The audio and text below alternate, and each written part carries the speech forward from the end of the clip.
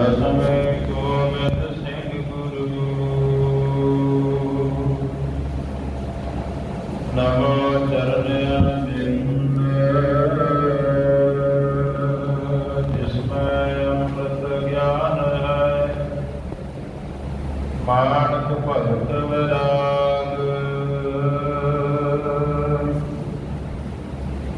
ਗੁਰੂ ਗ੍ਰੰਥ ਸਾਹਿਬ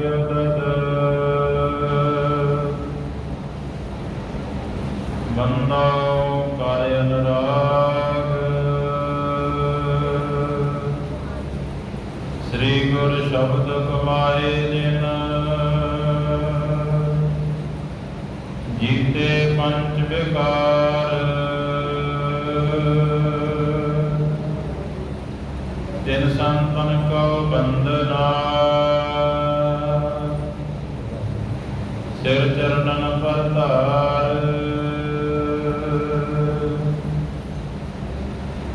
ਏਕ ਓੰਕਾਰ ਸਤਿਗੁਰੂ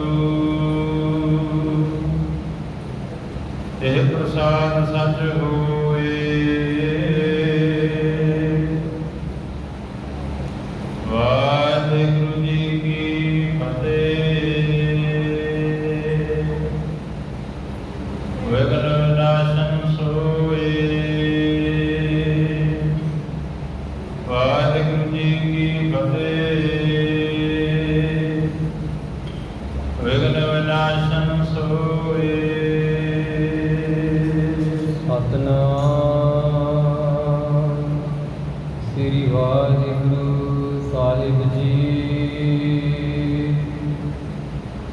ਸੰਤ ਭਗਤ ਭਗਵੰਤ ਕੇ ਇਨ ਪਰ ਦੁੰਦ ਨ ਜੋਏ ਜਥਾ ਮੁਸਾਹਿਬ ਭੂਪਕੇ ਨਹਿ ਅਟਕਹਿ ਕਿਤ ਕੋਏ ਸੰਤ ਭਗਤ ਭਗਵੰਤ ਕੇ ਵਾਹਿਗੁਰੂ ਜੀ ਕਾ ਖਾਲਸਾ ਵਾਹਿਗੁਰੂ ਜੀ ਕੀ ਫਤਿਹ। ਪਰਮ ਸਤਿਕਾਰਯੋਗ ਸਨਮਾਨਯੋਗ ਸਤਿਗੁਰਾਂ ਦੀ ਸਾਜੀ ਨਿਵਾਜੀ ਗੁਰੂ ਖਾਲਸਾ ਸਾਧ ਸੰਗਤ ਜੀਓ, ਧੰਨ ਧੰਨ ਸਾਹਿਬ ਸ੍ਰੀ ਗੁਰੂ ਨਾਨਕ ਦੇਵ ਮਹਾਰਾਜ ਸੱਚੇ ਪਾਤਸ਼ਾਹ ਜੀ ਦੇ ਮਹਾਨ ਘਰ ਗੁਰਦੁਆਰਾ ਸ੍ਰੀ ਗਿਆਨ ਸਾਹਿਬ ਜੀ ਵਿਖੇ ਸੱਚੇ ਪਾਤਸ਼ਾਹ ਧੰਨ ਸ੍ਰੀ ਗੁਰੂ ਗ੍ਰੰਥ ਸਾਹਿਬ ਮਹਾਰਾਜ ਜੀ ਦੇ ਪਾਵਨ ਹਜ਼ੂਰ ਪਾਵਨ ਪਵਿੱਤਰ ਹਜ਼ੂਰੀ ਵਿੱਚ ਸਤ ਕਰਕੇ ਆਪ ਜੀ ਸ਼ਾਮ ਦੇ ਸਜੇ ਹੋਏ ਦੀਵਾਨਾਂ ਵਿੱਚ ਹਾਜ਼ਰੀਆਂ ਭਰ ਰਹੇ ਹੋ। ਰੋਜ਼ਾਨਾ ਹੀ ਗੁਰ ਕਥਾ ਗੁਰ ਇਤਿਹਾਸ ਸਰਵਣ ਕਰਕੇ ਲਾਭ ਪ੍ਰਾਪਤ ਕਰਦੇ ਹਾਂ। ਧੰਨ ਸ੍ਰੀ ਗੁਰੂ ਗੋਬਿੰਦ ਸਿੰਘ ਮਹਾਰਾਜ ਸੱਚੇ ਪਾਤਸ਼ਾਹ ਜੀ ਦੇ ਪਾਵਨ ਪੁੱਤਰ ਜੀਵਨ ਦੀ ਲੜੀਵਾਰ ਕਥਾ ਸਰਵਣ ਕਰ ਰਹੇ ਹਾਂ, ਜਿਸ ਵਿੱਚ ਸੱਚੇ ਪਾਤਸ਼ਾਹ ਜੀ ਸਾਡੇ ਜੀਵਨ ਦੇ ਵੱਖ-ਵੱਖ ਵਿਸ਼ਿਆਂ ਤੋਂ ਸਾਨੂੰ ਜਾਣੂ ਕਰਾ ਰਹੇ ਨੇ, ਜਿਹੜੇ ਸਾਡੇ ਮਨ ਦੇ ਵਿੱਚ ਕਈ ਤਰ੍ਹਾਂ ਦੇ ਸ਼ੰਕੇ ਉਤਪੰਨ ਹੁੰਦੇ ਨੇ, ਪੈਦਾ ਹੋ ਜਾਂਦੇ ਨੇ। ਕਲਗੀਧਰ ਪਾਤਸ਼ਾਹ ਜੀ ਸਮੇਂ-ਸਮੇਂ 'ਤੇ ਅਸੀਂ ਵਿਦ ਬਣਾ ਦਿੰਦੇ ਨੇ, ਕਿਸੇ ਦੇ ਮਨ ਦੇ ਵਿੱਚ ਸਵਾਲ ਪੈਦਾ ਕਰ ਦਿੰਦੇ ਨੇ। ਉਹ ਜਦੋਂ ਦੀਵਾਨ ਲੱਗਾ ਹੁੰਦਾ ਹੈ, ਪਾਤਸ਼ਾਹ ਜੀ ਸਿੰਘਾਸਨਾਂ 'ਤੇ ਬਿਰਾਜਮਾਨ ਹੁੰਦੇ ਨੇ, ਆਣ ਕਰਕੇ ਫਿਰ ਕੋਈ ਨਾ ਕੋਈ ਗੁਰਸਿੱਖ ਪਿਆਰਾ ਜਾਂ ਕੋਈ ਜਿਹੜਾ ਕੋਈ ਅਨਮਤ ਵਾਲਾ ਆ ਕੇ ਜਦੋਂ ਪਾਤਸ਼ਾਹ ਜੀ ਨੂੰ ਸਵਾਲ ਕਰਦਾ ਹੈ, ਉਹ ਸਵਾਲ ਵੀ ਸੱਚੇ ਪਾਤਸ਼ਾਹ ਜੀ ਆਪਣੀ ਮਰਜ਼ੀ ਅਨੁਸਾਰ ਹੀ ਕਰਵਾਉਂਦੇ ਨੇ ਅਤੇ ਫਿਰ ਉਹ ਸਵਾਲ ਦੇ ਰਾਹੀਂ ਸਾਰੇ ਗੁਰਸਿੱਖਾਂ ਦੇ ਤਾਈਂ ਉਪਦੇਸ਼ ਦਿੰਦੇ। ਜਦੋਂ ਸੱਚੇ ਪਾਤਸ਼ਾਹ ਜੀ ਆਪਣੇ ਪਾਵਨ ਦਰਬਾਰਾਂ ਦੀ ਹਾਜ਼ਰੀ ਭਰ ਰਹੇ ਨੇ ਔਰ ਸੰਗਤਾਂ ਸਾਹਮਣੇ ਬੈਠੀਆਂ ਹੋਈਆਂ, ਖਾਲਸਾ ਪੰਥ ਕੋਈ ਆਏ ਨੇ ਦੋ ਨੌਜਵਾਨ, ਉਹਨਾਂ ਤੋਂ ਅੱਗੇ ਗੱਲ ਸ਼ੁਰੂ ਹੋਈ ਕਿ ਜਿਹੜੇ ਕੇਸ ਨੇ ਇਹ ਰੱਖਣੇ ਕਿਉਂ ਜ਼ਰੂਰੀ ਹੈ। ਪਹਿਲਾਂ ਪਹਿਲੇ ਯੁੱਗਾਂ ਦੇ ਵਿੱਚ ਕੇਸ ਰੱਖਣ ਦਾ ਜਿਹੜਾ ये ਕਿਹਾ नहीं ਜਾਂਦਾ ਸੀ ਤੁਸੀਂ ਕੇਸ ਰੱਖੋ। ਆਪਣੇ ਤੌਰ 'ਤੇ ਸਾਰੇ ਸਾਫ ਸੁਥਰੇ ਸਨ, ਸੋਹਣੇ ਮੁਸ਼ਹਿਰੇ, ਸੋਹਣਾ ਦਾੜਾ, ਆਪਣੇ ਸਰੀਰ ਤੋਂ ਕੋਈ ਵੀ ਕੇਸ ਨਹੀਂ ਕਟਾਉਂਦਾ ਸੀ। ਪਰ ਸੱਚੇ ਪਾਤਸ਼ਾਹ ਜੀ ਕੀ ਕਾਰਨ ਹੋਇਆ, ਇਹ ਜਿਹੜੀ ਪ੍ਰਚਲਿਤ ਹੋਈ ਹੈ ਰੀਤ ਹੈ ਕਿੱਥੋਂ ਤੁਰੀ? ਉਸ ਮੌਕੇ ਹਰਗਿੰਦਰ ਪਾਤਸ਼ਾਹ ਜੀ ਨੇ ਇੱਕ ਸਾਖੀ ਸੁਣਾਈ, ਜਿਹੜੀ ਕਿ ਪੁਰਾਤਨ ਜਿਹੜੀਆਂ ਕਹਾਣੀਆਂ ਨੇ, ਕਹਿ ਲਈਏ ਕਿ ਇਤਿਹਾਸ ਹੈ ਜਿਹੜਾ, ਉਹਦੇ ਵਿੱਚੋਂ ਕਿ ਜਿਹੜਾ ਕੇਸ ਕਤਲ ਕਰਨ ਦਾ ਜਿਹੜਾ ਸਬੱਬ ਬਣਿਆ। ਇੱਕ ਰਾਜਾ ਸੀ ਨੇਮਨਾਥ, ਅਤੇ ਉਹਨੇ ਜਾ ਕਰਕੇ ਜਦੋਂ ਸਾਰਿਆਂ ਦੇ ਉੱਤੇ ਆਪਣਾ ਕਬਜ਼ਾ ਕਰ ਲਿਆ, ਇੱਕ ਜਣਾ ਬਚ ਗਿਆ। ਉਹਨੇ ਸੋਚਿਆ ਵੀ ਹੁਣ ਮੈਂ ਕੀ ਕਰਾਂ। ਇਹਨੇ ਸਾਰਿਆਂ ਦੇ ਉੱਤੇ ਆਪਣਾ ਜਿਹੜਾ ਜ਼ੋਰ ਪਾ ਲਿਆ। ਉਹਨੇ ਆਪਣੇ ਮੰਤਰੀਆਂ ਦੀ ਮੀਟਿੰਗ ਬੁਲਾਈ, ਕਹਿਣ ਲੱਗਾ ਕੀ ਕੀਤਾ ਜਾਵੇ। ਕਿਸੇ ਕਹਿ ਲਓ ਕਿ ਗਿਆਨੀ ਨੇ ਉਹਨੂੰ ਦੱਸਿਆ, ਜਿਹੜਾ ਅੰਦਰਲਾ ਗਿਆਨ ਰੱਖਦਾ ਸੀ, ਕਹਿੰਦੇ ਕਿ ਜਿਹੜਾ ਮੰਤਰ ਨੇ, ਜਿਹੜੀ ਸ਼ਕਤੀ ਹੈ ਜਿੰਨੀ ਵੀ ਇਹਨਾਂ ਦੀ, ਉਹ ਕੇਵਲ ਤੇ ਕੇਵਲ ਕੇਸਾਂ ਕਰਕੇ ਹੈ। ਜੇ ਕੇਸ ਕਤਲ ਕਰ ਦਿੱਤੇ ਜਾਣ, ਕੇਸ ਕੱਟ ਦਿੱਤੇ ਜਾਣ, ਔਰ ਉੱਡ-ਮੁੱਡ ਕਰ ਦਿੱਤਾ ਜਾਵੇ, ਤੇ ਫਿਰ ਇਹਨਾਂ ਦੀ ਸ਼ਕਤੀ ਜਿਹੜੀ ਉਹ ਕੀਨ ਹੋ ਜਾਏਗੀ, ਫਿਰ ਸਾਡੇ ਤੇ ਹਮਲਾ ਨਹੀਂ ਕਰ ਸਕਦੇ। ਇਸੇ ਤਰ੍ਹਾਂ ਹੀ ਕੀਤਾ ਉਹਨੇ, ਜ਼ੋਰ ਦੇ ਨਾਲ ਕਹਿੰਦੇ ਜਿਹੜੇ ਪੰਡਤ ਸਨ, ਬ੍ਰਾਹਮਣ ਸਨ, ਉਹਨਾਂ ਦੇ ਕੇਸ ਕਤਲ ਕਰਵਾ ਦਿੱਤੇ।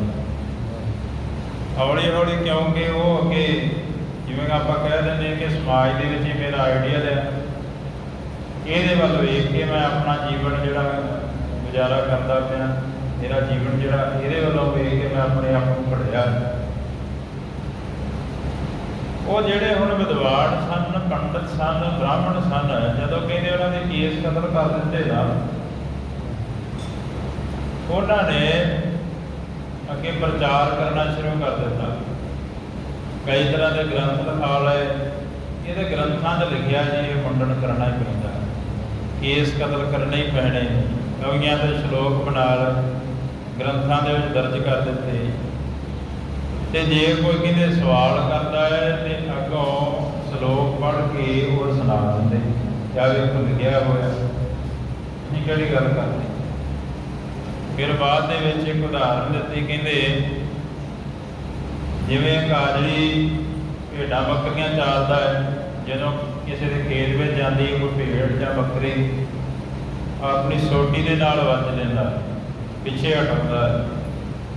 ਇਸੇ ਤਰ੍ਹਾਂ ਇਹਨਾਂ ਨੇ ਸਮਾਜ ਨੂੰ ਪਸ਼ੂਆਂ ਦੀ ਤਰ੍ਹਾਂ ਸਮਝਿਆ ਹੋਇਆ ਕਿ ਜਿਵੇਂ ਅਸੀਂ ਮਗਰ ਲਾ ਲਿਆ ਹੋਵੇ ਲੱਗ ਜਾਣਾ। ਜੇ ਕੋਈ ਨਹੀਂ ਲੱਗਦਾ, ਕਹਿੰਦੇ ਆਪਣੇ ਸ਼ਲੋਕਾਂ ਦਾ ਜਿਹੜਾ ਇਹਨਾਂ ਦਾ ਸ਼ਲੋਕ ਪੜ੍ਹਦੇ ਨੇ, ਉਹ ਜਿਹੜਾ ਇਹਨਾਂ ਹੱਥ ਵਿੱਚ ਡੰਡਾ ਫੜਿਆ ਉਹਦੇ ਨਾਲ ਪਿੱਛੇ ਹਟਾ ਦਿੰਦੇ। ਇਸ ਕਰਕੇ ਇਹਨਾਂ ਨੇ ਜਗਤ ਜੂਠ ਜਿਹੜਾ ਤੰਬਾਕੂ ਤੇ ਸਿਰ ਮਨਵਾਉਣ ਦੀ ਜਿਹੜੀ ਰੀਤ ਹੈ, ਇੱਥੋਂ ਫਿਰ ਸ਼ੁਰੂ ਹੋ ਗਈ। ਉਹ ਇੱਕ ਧਾਰਮਿਕ ਰੀਤ ਹੀ ਬਣ ਗਈ। ਪਹਿਲੇ ਜਿੰਨੇ ਪੈਗੰਬਰ ਹੋਏ ਨੇ, ਅਵਤਾਰ ਹੋਏ ਨੇ, ਇੱਥੋਂ ਤੱਕ ਇਹ ਤੁਸੀਂ ਦੇਖੋਗੇ ਕਿ ਕਿਸੇ ਜਿਹੜੀ ਕਾਲਪਨਿਕ ਭਾਵੇਂ ਫੋਟੋ ਵੀ ਬਣਾਈ ਜਾਂਦੀ ਕਿਸੇ ਪੈਗੰਬਰ ਦੀ ਜਾਂ ਕਿਸੇ ਅਵਤਾਰ ਦੀ, ਔਲੀਏ ਦੀ, ਉਹ ਫੋਟੋ ਕੇਸਾਧਾਰੀ ਦਾੜਾ ਹੁੰਦਾ, ਕੇਸ ਹੁੰਦੇ ਨੇ, ਭਾਵੇਂ ਖੁੱਲ੍ਹੇ ਛੱਡੇ ਹੋਣ, ਭਾਵੇਂ ਤੁਸੀਂ ਜੀਸਸ ਦੀ ਫੋਟੋ ਦੇਖ ਲਓ, ਤੇ ਭਾਵੇਂ ਤੁਸੀਂ ਦੇਵੀ ਦੇਵਤਿਆਂ ਦੀ, ਭਾਵੇਂ ਕਿ ਉਹ ਕਾਲਪਨਿਕ ਨੇ, ਪਰ ਕਲਪਨਾ ਹੈ ਕਿ ਉਹ ਕੇਸਾਧਾਰੀ ਨੇ ਸਾਰੇ।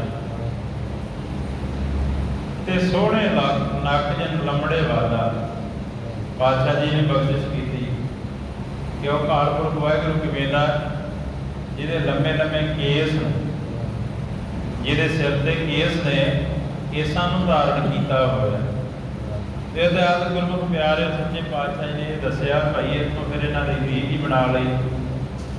ਅਸੀਂ ਆਪਣੇ ਧਰਮ ਦੇ ਵਿੱਚ, ਖਾਲਸਾ ਪੰਥ ਦੇ ਵਿੱਚ ਕੇਸਾਂ ਨੂੰ ਆਪਣੀ ਮੋਹਰ ਬਣਾ ਦਿੱਤਾ ਵੀ ਮੋਹਰ ਤੋਂ ਬਿਨਾਂ ਜਿਵੇਂ ਕੋਈ ਕਰੰਸੀ ਚੱਲਦੀ ਨਹੀਂ, ਇਵੇਂ ਸਿੱਖ ਕੇਸ ਕਤਲ ਕਰਕੇ ਸਿੱਖੀ ਨੂੰ ਧਾਰਨ ਨਹੀਂ, ਗ੍ਰਹਿਣ ਨਹੀਂ ਕਰ ਸਕਦੇ। ਉਹ ਇਸ ਤਰ੍ਹਾਂ ਪਾਤਸ਼ਾਹ ਜੀ ਨੇ ਕਿ ਇੱਥੋਂ ਤੱਕ ਬਖਸ਼ਿਸ਼ ਕੀਤਾ ਕਿ ਚੋਰ ਠੱਗ ਜਿਵੇਂ ਬੰਨ੍ਹੇ ਹੁੰਦੇ ਨੇ ਸੰਗਲਾਂ ਦੇ ਨਾਲ, ਇਹਨਾਂ ਲੋਕਾਂ ਨੇ ਸਾਨੂੰ ਵਿਧੀਆਂ ਦੇ ਵਿੱਚ ਵਿਧ ਨਖੇਧ ਦੇ ਵਿੱਚ ਬੰਨ੍ਹ ਦਿੱਤਾ, ਨਰਕਾਂ ਸਵਰਗਾਂ ਦੇ ਵਿੱਚ ਬੰਨ੍ਹ ਦਿੱਤਾ ਹੈ। ਉਹਦਾ ਭਾਵ ਇਹ ਕਿ ਡਰਾ ਕੇ ਤੇ ਉਹਨਾਂ ਦੀ ਜੇਬ ਖਾਲੀ ਕਰਨੀ, ਫਿਰ ਸਾਡੇ ਤੋਂ ਉਪਾਅ ਕਰਾ ਲਓ, ਤੁਹਾਡੇ ਦੇ ਸਾੜ ਸਦੀ ਹੋ ਗਈ, ਤੁਹਾਡੇ ਗ੍ਰਹਿ ਪੁੱਠੇ ਚੱਲ ਪਏ, ਜੇ ਤੁਸੀਂ ਨਾ ਕੀਤਾ ਤੁਹਾਡਾ ਨੁਕਸਾਨ ਹੋਏਗਾ। ਇਹ ਡਰਾ ਕੇ ਰੱਖਦੇ ਨੇ, ਪਰ ਜਿਹੜੇ ਰੱਬ ਦੇ ਪਿਆਰੇ ਨੇ ਕਹਿਣ ਲੱਗੇ ਉਹ ਡਰਦੇ ਨਹੀਂ, ਉਹ ਇਹਨਾਂ ਚੀਜ਼ਾਂ ਤੋਂ ਉੱਪਰ ਹੁੰਦੇ ਨੇ। ਇੱਥੋਂ ਤੱਕ ਪਾਤਸ਼ਾਹ ਜੀ ਨੇ ਕੱਲ੍ਹ ਉਪਦੇਸ਼ ਬਖਸ਼ਿਸ਼ ਕੀਤਾ ਸੀ। ਆਓ ਅੱਗੇ ਜਿਵੇਂ ਬਖਸ਼ਿਸ਼ ਕਰ ਰਹੇ ਨੇ, ਮਨ ਬਿਰਤੀ ਨੂੰ ਕਾਗਰ ਕਰੀਏ, ਪ੍ਰੇਮ ਦੇ ਨਾਲ ਇੱਕ ਵਾਰੀ ਉਚਾਰਨ ਕਰੀਏ ਜੀ ਸਤਿਨਾਮ ਸ੍ਰੀ ਵਾਹਿਗੁਰੂ ਸਾਹਿਬ ਜੀ। ਸੰਤ ਭਗਤ ਭਗਵੰਤ ਕੇ ਤਿਨ ਪਰ ਦੁੰਦ ਨ ਜੋਏ। ਜੇ ਕੋਈ ਸੰਸਾਰੀਆਂ ਨੂੰ ਡਰਾਉਂਦਾ ਰਹਿੰਦਾ ਹੈ ਕਿ ਤੈਨੂੰ ਆ ਹੋ ਜਾਏਗਾ, ਤੇਰਾ ਨੁਕਸਾਨ ਹੋ ਜਾਏਗਾ, ਤੂੰ ਸਾਡੇ ਮਗਰ ਲੱਗ ਗਿਆ, ਇਸੇ ਤਰ੍ਹਾਂ ਹੀ ਕਰਦੇ ਨੇ ਜਿਹੜੇ ਭੇਖੀ ਹੁੰਦੇ ਨੇ। ਜਿਹੜਾ ਅਸਲ ਹੁੰਦਾ ਉਹ ਕਿਸੇ ਨੂੰ ਆਪਣੇ ਮਗਰ ਤੋਰਦਾ ਨਹੀਂ, ਉਹ ਤਾਂ ਕਹਿੰਦਾ ਮੈਂ ਤਾਂ ਜਿੰਨਾ ਵੀ ਕਾਨ ਦੇ ਵਿੱਚ ਨਾ ਇਕੱਲਾ ਰਾਹ ਚੰਗਾ ਸੀ, ਕਿਸੇ ਨਾਲ ਗੱਲ ਕਰਕੇ ਉਹ ਰਾਜੀ ਨਹੀਂ। ਉਹਨੂੰ ਪਤਾ ਕਿ ਜੇ ਕੋਈ ਸੰਸਾਰੀ ਆਇਆ ਤੇ ਉਹਨੇ ਮੇਰੇ ਖਜ਼ਾਨੇ ਦੇ ਵਿੱਚ ਕੁਝ ਲੈ ਕੇ ਜਾਣਾ, ਮੈਨੂੰ ਦੇਗਾ ਤਾਂ ਕੁਝ ਨਹੀਂ। ਸੰਸਾਰੀ ਨੇ ਉਹਦੇ ਨਾਲ ਗੱਲਾਂ ਹੋਰ ਕਰਨੀਆਂ, ਉਹਦੀ ਬਿਰਤੀ ਕਿਤੇ ਹੋਰ ਹੁੰਦੀ। ਇਸ ਕਰਕੇ ਕਿਹਦੇ ਭਗਤਾਂ ਦਾ ਸਾਰੀਆਂ ਜੋੜ ਕਦੇ ਨਾ, ਉਹਨਾਂ ਦਾ ਜੋੜ ਹੀ ਨਹੀਂ ਬੈਠਦਾ। ਦੋ ਤਰ੍ਹਾਂ ਦੇ ਬੰਦੇ ਨੇ ਕਹਿੰਦੇ ਸੰਸਾਰ ਵਿੱਚ ਜਿਹੜੇ ਰਹਿੰਦੇ ਨੇ, ਭਗਤ ਤੇ ਮੂਰਖ। ਮੂਰਖ ਦੀਆਂ ਗੱਲਾਂ ਬਹੁਤ ਨੀਵੇਂ ਦਰਜੇ ਦੀਆਂ ਹੁੰਦੀਆਂ, ਵੀ ਸਮਝ ਨਹੀਂ ਆਉਂਦੀਆਂ, ਉਹ ਪਤਾ ਹੀ ਨਹੀਂ ਕੀ ਕਹੀ ਜਾਂਦਾ ਹੈ। ਜਿਹੜਾ ਭਗਤ ਹੁੰਦਾ ਰੱਬ ਦਾ ਪਿਆਰਾ, ਉਹਦੀਆਂ ਗੱਲਾਂ ਇੰਨੀਆਂ ਉੱਚੀਆਂ ਹੁੰਦੀਆਂ, ਸਾਡੀ ਸਮਝ ਤੋਂ ਪਰੇ ਹੁੰਦੀਆਂ, ਉਹਦੀਆਂ ਉੱਚੀਆਂ ਬਹੁਤ ਹੁੰਦੀਆਂ। ਹਮੇਸ਼ਾ ਹੀ ਰੱਬ ਦੇ ਪਿਆਰੇ ਨੇ ਜਿਹੜੇ ਉਹ ਕਿਸੇ ਰਮਜ ਦੇ ਵਿੱਚ ਗੱਲ ਕਰਦੇ ਨੇ, ਸਿੱਧੀ ਗੱਲ ਨਹੀਂ ਦੱਸਦੇ। ਉਹ ਰਮਜ ਨੂੰ ਖੋਲ੍ਹਣਾ ਪੈਂਦਾ ਹੈ, ਉਸ ਬੁਝਾਰਤ ਨੂੰ ਬੁੱਝਣਾ ਪੈਂਦਾ ਹੈ। ਸੋ ਗੁਰਮੁਖ ਪਿਆਰਿਓ, ਕਵੀ ਰਾਜ ਭਾਈ ਸੰਤੋਖ ਸਿੰਘ ਜੀ ਬਖਸ਼ਿਸ਼ ਕਰ ਰਹੇ ਕਿ ਸੰਤ ਭਗਤ ਭਗਵੰਤ ਕੇ ਇਨ ਪਰ ਦੁੰਦ ਨ ਜੋ। ਜਿਹੜੇ ਰੱਬ ਦੇ ਪਿਆਰੇ ਨੇ, ਭਗਤ ਨੇ, ਸੰਤ ਜਨ ਨੇ, ਪਰ ਉਹਨਾਂ ਦੇ ਉੱਤੇ ਕੋਈ ਇਹਨਾਂ ਦੇ ਦੁੱਖਾਂ ਦਾ ਅਸਰ ਨਹੀਂ ਹੁੰਦਾ ਜੋ ਮਰਜ਼ੀ ਕਹੀ ਜਾਣ। ਸੰਸਾਰੀ ਦੁੱਖਾਂ ਦਾ, ਮਾਨਸਿਕ ਦੁੱਖਾਂ ਦਾ ਉਹਨਾਂ ਦੇ ਉੱਤੇ ਕੋਈ ਅਸਰ ਨਹੀਂ। ਉਹ ਇਸੇ ਤਰ੍ਹਾਂ ਹੀ ਜਿਉਂਦੇ ਤਿਉਂ ਸਾਂਝ ਦੇ ਵਿੱਚ ਬਣੇ ਰਹਿੰਦੇ ਨੇ, ਕਿਉਂਕਿ ਇਹਨਾਂ ਨੂੰ ਭਾਣੇ ਦਾ ਰਸ ਆ ਜਾਂਦਾ ਹੈ, ਭਾਣੇ ਨੂੰ ਮੰਨਣਾ ਸ਼ੁਰੂ ਕਰ ਦਿੰਦੇ ਹਨ। ਯਥਾ ਮੁਸਾਹਿਬ ਭੂਪ ਕੇ ਨਹਿ ਅਟਕਹਿ ਕਿਤ ਕੋਏ। ਹੁਣ ਕੋਈ ਕਿਸੇ ਨੇ ਕਹਿ ਰਿਹਾ ਕਿ ਜਾ ਰਿਹਾ ਹੋਵੇ ਕੋਈ, ਤੇ ਉਹਨੂੰ ਸਿਕਿਉਰਿਟੀ ਲੱਗੀ ਹੋਵੇ, ਤੇ ਉਹ ਕਹਿੰਦਾ ਕਿ ਤੂੰ ਅੱਗੇ ਨਹੀਂ ਜਾ ਸਕਦਾ। ਅੱਗੇ ਮੁੱਖ ਮੰਤਰੀ ਨੇ ਆਉਣਾ, ਅੱਗੇ ਕਿਸੇ ਗੈਜ਼ਟਡ ਅਫਸਰ ਨੇ ਆਉਣਾ, ਉਹਦੀ ਸਿਕਿਉਰਿਟੀ ਬਹੁਤ ਟਾਈਟ ਹੈ। ਤੇ ਜੇ ਹੋਵੇ ਹੀ ਉਹਦੇ ਨਾਲ ਦਾ, ਉਹਦੇ ਨਾਲ ਰਹਿਣ ਵਾਲਾ ਉਹ ਆ ਜਾਵੇ, ਉਹਨੂੰ ਕੋਈ ਨਹੀਂ ਪੁੱਛਦਾ, ਕਹਿੰਦਾ ਭਾਈ ਉਹਦੇ ਨਾਲ ਹੀ ਨਾ ਜਾ ਭਾਈ। ਉਹਨਾਂ ਜਿਹੜੇ ਲੱਗੇ ਹੁੰਦੇ ਉਹਨਾਂ ਤੋਂ ਵੀ ਉੱਤੇ ਵਾਲਾ ਜਿਹੜਾ ਕੋਈ ਆਉਂਦਾ, ਉਹ ਆਰਾਮ ਦੇ ਨਾਲ ਲੰਘ ਜਾਂਦਾ। ਇਸੇ ਤਰ੍ਹਾਂ ਹੀ ਇਹ ਜਿਹੜੇ ਡਰਾਵੇ ਨੇ, ਇਹ ਜਿਹੜੀਆਂ ਧਮਕੀਆਂ ਨੇ ਸੰਸਾਰੀਆਂ ਵਾਸਤੇ ਹੁੰਦੀਆਂ ਨੇ। ਸੰਸਾਰੀ ਹੁੰਦੇ ਪਾਪ ਕਰਦੇ ਰਹਿੰਦੇ ਨੇ, ਪਾਪ ਕਰਮ ਕਮਾਉਂਦੇ ਨੇ, ਉਹਨਾਂ ਦੇ ਅੰਦਰ ਭੈ ਬਣਿਆ ਹੁੰਦਾ। ਨਾ ਕਦੇ ਕੋਈ ਪੂਜਾ ਕੀਤੀ, ਨਾ ਕਦੇ ਪਾਠ ਪੜ੍ਹਿਆ, ਇਸ ਕਰਕੇ ਉਹਨਾਂ ਦੇ ਅੰਦਰੋਂ ਜਿਹੜੇ ਪਾਪ ਨੇ ਉਹ ਕੰਬਦੇ ਨੇ, ਫਿਰ ਉਹਨਾਂ ਨੂੰ ਡਰ ਲੱਗਦਾ ਹੈ, ਉਹ ਡਰ ਜਾਂਦੇ ਨੇ, ਜਿਸ ਪਾਸੇ ਲਾਉਂਦੇ ਲੱਗੇ ਰਹਿੰਦੇ ਨੇ। ਪਰ ਜਿਹੜੇ ਕਹਿੰਦੇ ਜਿਵੇਂ ਭੂਪ ਦੇ ਰਾਜੇ ਦਾ ਕੋਈ ਮੁਸਾਹਬ ਹੋਵੇ, ਉਹਦਾ ਕੋਈ ਨਿੱਜੀ ਸੇਵਾਦਾਰ ਹੋਵੇ, ਉਹਨੂੰ ਕੋਈ ਨਹੀਂ ਰੋਕਦਾ। ਰੱਬ ਦੇ ਪਿਆਰਿਆਂ ਨੂੰ ਕਿਤੇ ਵੀ ਕੋਈ ਅਟਕ ਨਹੀਂ, ਉਹਦੇ ਰਸਤੇ ਮੋਕਲੇ ਨੇ। ਗੁਰਮੁਖ ਆਵੇ ਜਾਏ ਸੰਗ, ਉਹ ਜਿੱਥੇ ਜਾਏਗਾ ਉਹਨੂੰ ਕਿਤੇ ਕੋਈ ਰੋਕ ਨਹੀਂ। ਇਹਦੇ ਇੱਥੋਂ ਦੀ ਗੱਲ ਆ, ਕਹਿੰਦੇ ਜਿਹੜਾ ਆਕਾਸ਼ ਦੇ ਵਿੱਚ, ਬ੍ਰਹਮੰਡਾਂ ਦੇ ਵਿੱਚ ਕਿਤੇ ਵੀ ਉਹਨੇ ਜਾਣਾ ਹੋਵੇ, ਸਰੀਰ ਛੱਡ ਕੇ ਵੀ ਚਲਿਆ ਜਾਂਦਾ, ਉਹਨੂੰ ਕਿਤੇ ਕੋਈ ਰੋਕਦਾ ਨਹੀਂ। ਉਹਦੇ ਰਸਤੇ ਬਿਲਕੁਲ ਮੋਕਲੇ ਨੇ, ਉਹ ਜਾ ਸਕਦਾ ਜਿੱਥੇ ਮਰਜ਼ੀ, ਤੋ ਉਹਨਾਂ ਨੂੰ ਕੋਈ ਅਟਕਾਉਂਦਾ ਨਹੀਂ ਹੈ। ਜਿਨ ਜਾਣਿਆ ਤਿਨ ਜਾਣਿਆ, ਬਹੁਤਾ ਕਿਆ ਬਕਵਾਦ। ਜਿਨ ਜਾਨਾ ਤਿਨ ਹੀ ਸਿਧ ਪਾਈ। ਜਿਹਨੇ ਜਾਣ ਲਿਆ ਹੈ ਉਹਨੇ ਹੀ ਜਾਣਿਆ, ਤੇ ਉਹ ਜ਼ਿਆਦਾ ਫਿਰ ਕਿਹਦੇ ਰੌਲਾ ਨਹੀਂ ਪਾਉਂਦਾ। ਕਾਹੇ ਰੇ ਬਗਬਾਦ ਲਾਇਓ, ਜਿਨ ਹਰ ਪਾਇਓ ਤਿਨੈ ਹੀ ਪਾਇਓ। ਪਾਤਸ਼ਾਹ ਜੀ ਬਖਸ਼ਿਸ਼ ਕਰਦੇ, ਜਿਹਨੇ ਉਸ ਅਕਾਲ ਪੁਰਖ ਵਾਹਿਗੁਰੂ ਨੂੰ ਜਾਣ ਲਿਆ, ਜਿਹਨੇ ਉਸ ਰਸਤੇ ਦਾ ਪਤਾ ਕਰ ਲਿਆ ਵੀ ਇਹ ਰਸਤਾ। ਬੜੀ ਸਰਜ ਖੇਡਿਆ। ਵੇਖੋ ਅਸੀਂ ਇੱਥੋਂ ਕਿਸੇ ਪਾਸੇ ਵੀ ਜਾਣਾ ਵੇ, ਸਾਡੇ ਵਾਸਤੇ ਸਾਈਨ ਬੋਰਡ ਲੱਗੇ ਨੇ, ਰਾਹ ਰਸਤੇ ਬਣੇ ਨੇ, ਇਹ ਅੱਗੇ ਦਰਿਆ ਵੀ ਆਉਂਦਾ, ਉਹਦੇ ਉੱਤੇ ਵੀ ਪੁਲ ਬਣੇ ਹੋਏ ਨੇ, ਸਾਰਾ ਕੁਝ ਸਾਡੇ ਵਾਸਤੇ ਸਾਨੂੰ ਪਤਾ ਹੈ। ਦਿਮਾਗ ਦੇ ਵਿੱਚ ਨਕਸ਼ਾ ਭਰਿਆ ਹੋਇਆ ਉਹ ਉੱਥੇ ਤੱਕ ਜਾਣਾ। ਰੱਬ ਦੇ ਘਰ ਦਾ ਜਿਹੜਾ ਰਾਹ ਹੈ, ਉਹ ਰਸਤਾ ਹੈ, ਉਹ ਸਾਨੂੰ ਨਹੀਂ ਪਤਾ। ਉਹਦਾ ਰਸਤਾ ਕਿਵੇਂ, ਕਿੱਧਰ ਨੂੰ ਤੁਰਨਾ ਹੈ। ਅੱਖਾਂ ਬੰਦ ਕਰੋਗੇ ਤੇ ਹਨੇਰਾ ਹੀ ਹਨੇਰਾ। ਉੱਥੇ ਕੇਵਲ ਤੇ ਕੇਵਲ ਰਸਤਾ ਦੇਣਾ ਹੈ ਗੁਰਮੰਤਰ ਨੇ, ਗੁਰਬਾਣੀ ਨੇ। ਜਦੋਂ ਤੁਸੀਂ ਆਹ ਸੰਸਾਰ ਦੇ ਵਿੱਚੋਂ ਕੋਸ਼ਿਸ਼ ਕਰੋਗੇ ਨਾ ਉੱਧਰ ਨੂੰ ਤੁਰੀਏ, ਚਲੋ ਪਰਮਾਰਥ ਵੱਲ ਨੂੰ, ਰਸਤਾ ਨਹੀਂ ਕੋਈ ਪਤਾ। ਜਿਵੇਂ ਜਿਵੇਂ ਬਾਣੀ ਪੜ੍ਹੋਗੇ, ਸਿਮਰਨ ਕਰੋਗੇ, ਕੋਈ ਅੰਤਰਮੀ ਵੀ ਜਿਹੜਾ ਕੋਈ ਆਪਣਾ ਕੋਈ ਗੁਰਮੰਤਰ ਜਪੇਗਾ, ਜਿਵੇਂ ਜਿਵੇਂ ਉਹਦੇ ਵਿੱਚ ਸ਼ਰਧਾ ਲਿਆਏਗਾ, ਸ਼ਬਦ ਦੀ ਕਮਾਈ ਕਰੇਗਾ, ਉਵੇਂ ਉਵੇਂ ਫਿਰ ਰਸਤਾ ਇਹ ਕੋਲ ਨੂੰ ਮਿਲਦਾ ਜਾਂਦਾ ਹੈ, ਖੁੱਲ੍ਹਦਾ ਜਾਂਦਾ ਰਸਤਾ। ਸੋ ਗੁਰਮੁਖ ਪਿਆਰਿਓ, ਜਿਨ੍ਹਾਂ ਨੇ ਜਾਣਿਆ ਉਹਨੇ ਜਾਣ ਹੀ ਲਿਆ ਹੈ। ਉਹ ਨਹੀਂ ਰੌਲਾ ਪਾਉਂਦਾ ਵੀ ਆਓ ਮੇਰੇ ਕੋਲ, ਮੈਂ ਤੁਹਾਨੂੰ ਦੱਸਦਾ ਆਹ ਹੈ ਉਹ ਹੈ। ਉਹ ਕਹਿੰਦਾ ਮੈਨੂੰ ਤਾਂ ਕੁਝ ਪਤਾ ਹੀ ਨਹੀਂ। ਜਿਵੇਂ ਉਹ ਕਹਾਣੀ ਆਪਾਂ ਸੁਣਦੇ ਹਾਂ ਨਾ, ਯਾਰ ਤੂੰ ਕਹਿੰਦਾ ਕਿ ਜਾ ਕੇ ਸਮੁੰਦਰ ਦੇ ਕੰਢੇ 'ਤੇ ਬੈਠਦਾ। ਨਿੱਕਾ ਬੰਦਾ ਕਹਿੰਦਾ ਕਿ ਮੈਨੂੰ ਬਹੁਤ ਕੁਝ ਪਤਾ। ਤੇ ਜਦੋਂ ਜਵਾਨੀ ਦੇ ਵਿੱਚ ਗਿਆ ਕਹਿੰਦਾ ਕੁਝ ਮੈਨੂੰ ਪਤਾ ਤੇ ਕੁਝ ਮੈਨੂੰ ਨਹੀਂ ਪਤਾ। ਤੇ ਜਦੋਂ ਉਹ ਪਰਮ ਗਿਆਨੀ ਹੋ ਗਿਆ, ਅੰਦਰੋਂ ਬਿਲਕੁਲ ਉਹਨੂੰ ਗਿਆਨ ਹੋ ਗਿਆ, ਕਹਿੰਦਾ ਮੈਨੂੰ ਕੁਝ ਵੀ ਨਹੀਂ ਪਤਾ। ਸੋ ਗੁਰਮੁਖੋ, ਜਿੰਨਾ ਕੋਈ ਭਾਂਡਾ ਭਰ ਜਾਂਦਾ ਹੈ, ਕਹੋ ਕਬੀਰ ਸ਼ੂਸ਼ਾ ਘਾਟ ਬੋਲੇ ਭਰਿਆ ਹੋਵੇ, ਸੋ ਕਹੋ ਨਾ ਟੁੱਟੇ। ਜਿਹੜਾ ਭਰ ਜਾਂਦਾ ਕਹਿੰਦੇ ਉਹ ਨਹੀਂ ਡੋਲਦਾ, ਭਰਿਆ ਭਾਂਡਾ ਕਹਿੰਦੇ ਖੜਕਦਾ ਵੀ ਨਹੀਂ, ਉਹਦੀ ਆਵਾਜ਼ ਵੀ ਨਹੀਂ ਆਉਂਦੀ। ਸਾਡੇ ਵਰਗੇ ਕਹਿੰਦੇ ਜਿਹੜੇ ਬਿਲਕੁਲ ਖਾਲੀ ਨੇ, ਆਵਾਜ਼ਾਂ ਕੱਢਦੇ ਨੇ, ਆਵਾਜ਼ਾਂ ਆਉਂਦੀਆਂ ਨੇ, ਪੱਲੇ ਕੱਖ ਵੀ ਨਹੀਂ, ਕੋਈ ਕਮਾਈ ਨਹੀਂ, ਕੋਈ ਸਾਧਨਾ ਨਹੀਂ। ਇਸ ਕਰਕੇ ਕਹਿੰਦੇ ਜਿਹਨੇ ਜਾਣ ਲਿਆ ਹੈ, ਜਿਨ ਜਾਣਿਆ ਤਿਨ ਜਾਣਿਆ। ਬਹੁਤਾ ਕਿਆ ਬਕਵਾਦ ਕੀ ਕਰਨਾ ਗੁਰਮੁਖ ਪਿਆਰੇ, ਬਹੁਤਾ ਝਗੜਾ ਝਮੇਲਾ ਕਰਕੇ, ਬਹੁਤਾ ਕਹਿੰਦੇ ਬਕਵਾਦ ਐਵੇਂ ਹੀ ਵਿਅਰਥ ਦੀਆਂ ਗੱਲਾਂ ਕਰੀ ਜਾਣੀਆਂ। ਕਹਿੰਦੇ ਨਹੀਂ ਕਰਨਾ ਚਾਹੀਦਾ, ਨਾ ਹੀ ਦੱਸਣਾ ਚਾਹੀਦਾ ਕਿ ਮੈਂ ਕੀ ਕਰ ਰਿਹਾ, ਮੈਂ ਜਾਣ ਲਿਆ ਕਿ ਨਹੀਂ ਜਾਣ ਲਿਆ। ਜੇ ਤੂੰ ਜਾਣ ਲਿਆ ਜਦੋਂ ਉਸ ਨੂੰ ਆਪਣੇ ਆਪ ਹੀ ਪਤਾ ਲੱਗ ਜਾਣਾ ਸੰਸਾਰ ਵੀ ਇਹਦੇ ਅੰਦਰ ਕੁਝ ਹੈ, ਇਹ ਕੁਝ ਕਰ ਰਿਹਾ ਹੈ, ਅੰਦਰ ਦੀ ਯਾਤਰਾ ਇਹ ਨਿਕਲਿਆ ਹੋਇਆ ਹੈ। ਇੱਕ ਦਿਨ ਸਫਲ ਜ਼ਰੂਰ ਹੋਏਗਾ। ਹਾਂ, ਇਸ ਜਨਮ ਦੇ ਵਿੱਚ ਵਾਹਿਗੁਰੂ ਜੀ ਦਾ ਮਿਲਾਪ ਹੋ ਸਕਦਾ, ਜੇ ਇਸ ਦਿਨ ਜਨਮ ਨਹੀਂ ਤੇ ਅਗਲਾ ਜਨਮ ਵੀ ਲੱਗ ਸਕਦਾ, ਕਿਉਂਕਿ ਸਰੀਰਾਂ ਦੀ ਗੱਲ ਨਹੀਂ, ਇੱਥੇ ਮਿਲਾਪ ਦੀ ਗੱਲ ਹੈ। ਸੱਚੇ ਪਾਤਸ਼ਾਹ ਜੀ ਦੱਸਦੇ।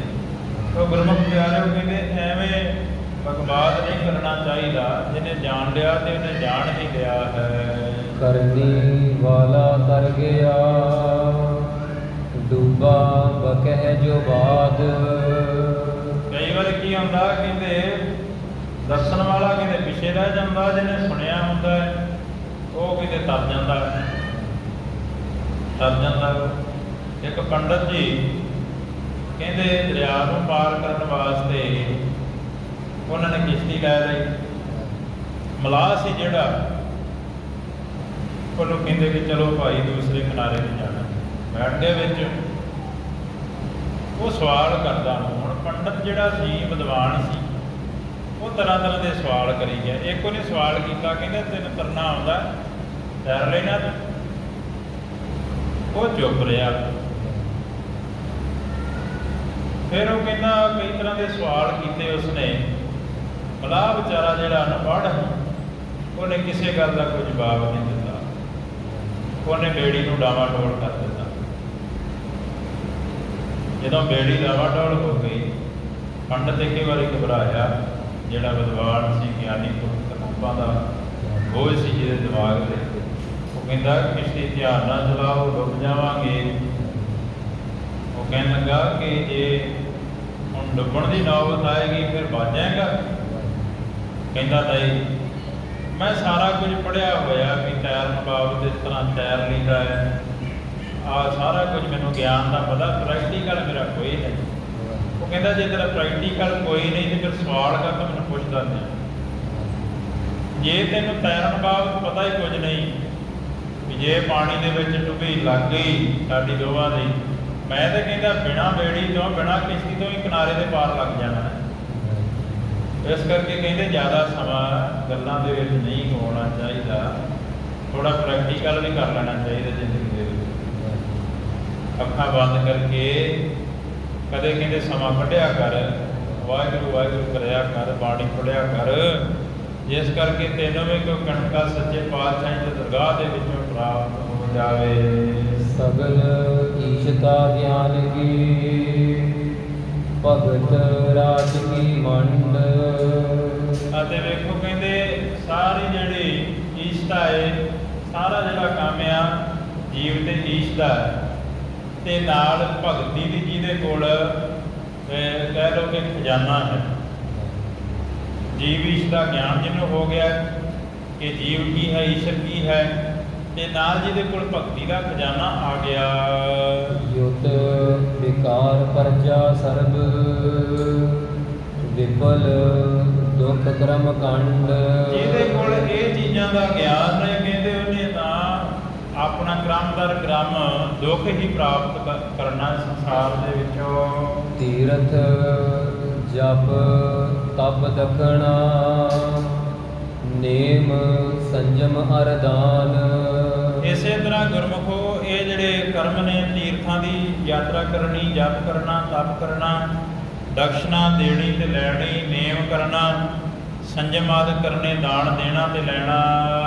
ਵਰਣਾ ਸ਼ਰਮ ਇਹ ਵੇਦ ਵਿਦ ਰਜਿਓ ਵਿਦਾਤੇ ਥਾਨ।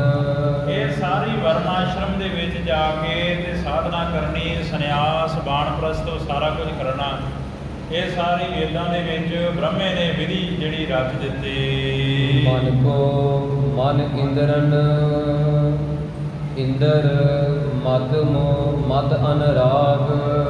ਮਨ ਨੂੰ ਮਨ ਤੇ ਇੰਦਰੀਆਂ ਨੂੰ ਇੰਦਰੀਆਂ ਵਿੱਚ ਤੇ ਬੁੱਧੀ ਨੂੰ ਬੁੱਧੀ ਵਿੱਚ ਸਮਝ ਕੇ ਜੋ ਅਨੁਰੁਕਤ ਰਹਿਣਾ, ਭਾਵ ਕਿ ਇਹਨਾਂ ਚੀਜ਼ਾਂ ਦਾ ਆਪਣੇ ਸਰੀਰ ਦੇ ਵਿੱਚ ਅੱਠੇ ਪਹਿਰ ਗਿਆਨ ਰੱਖਣਾ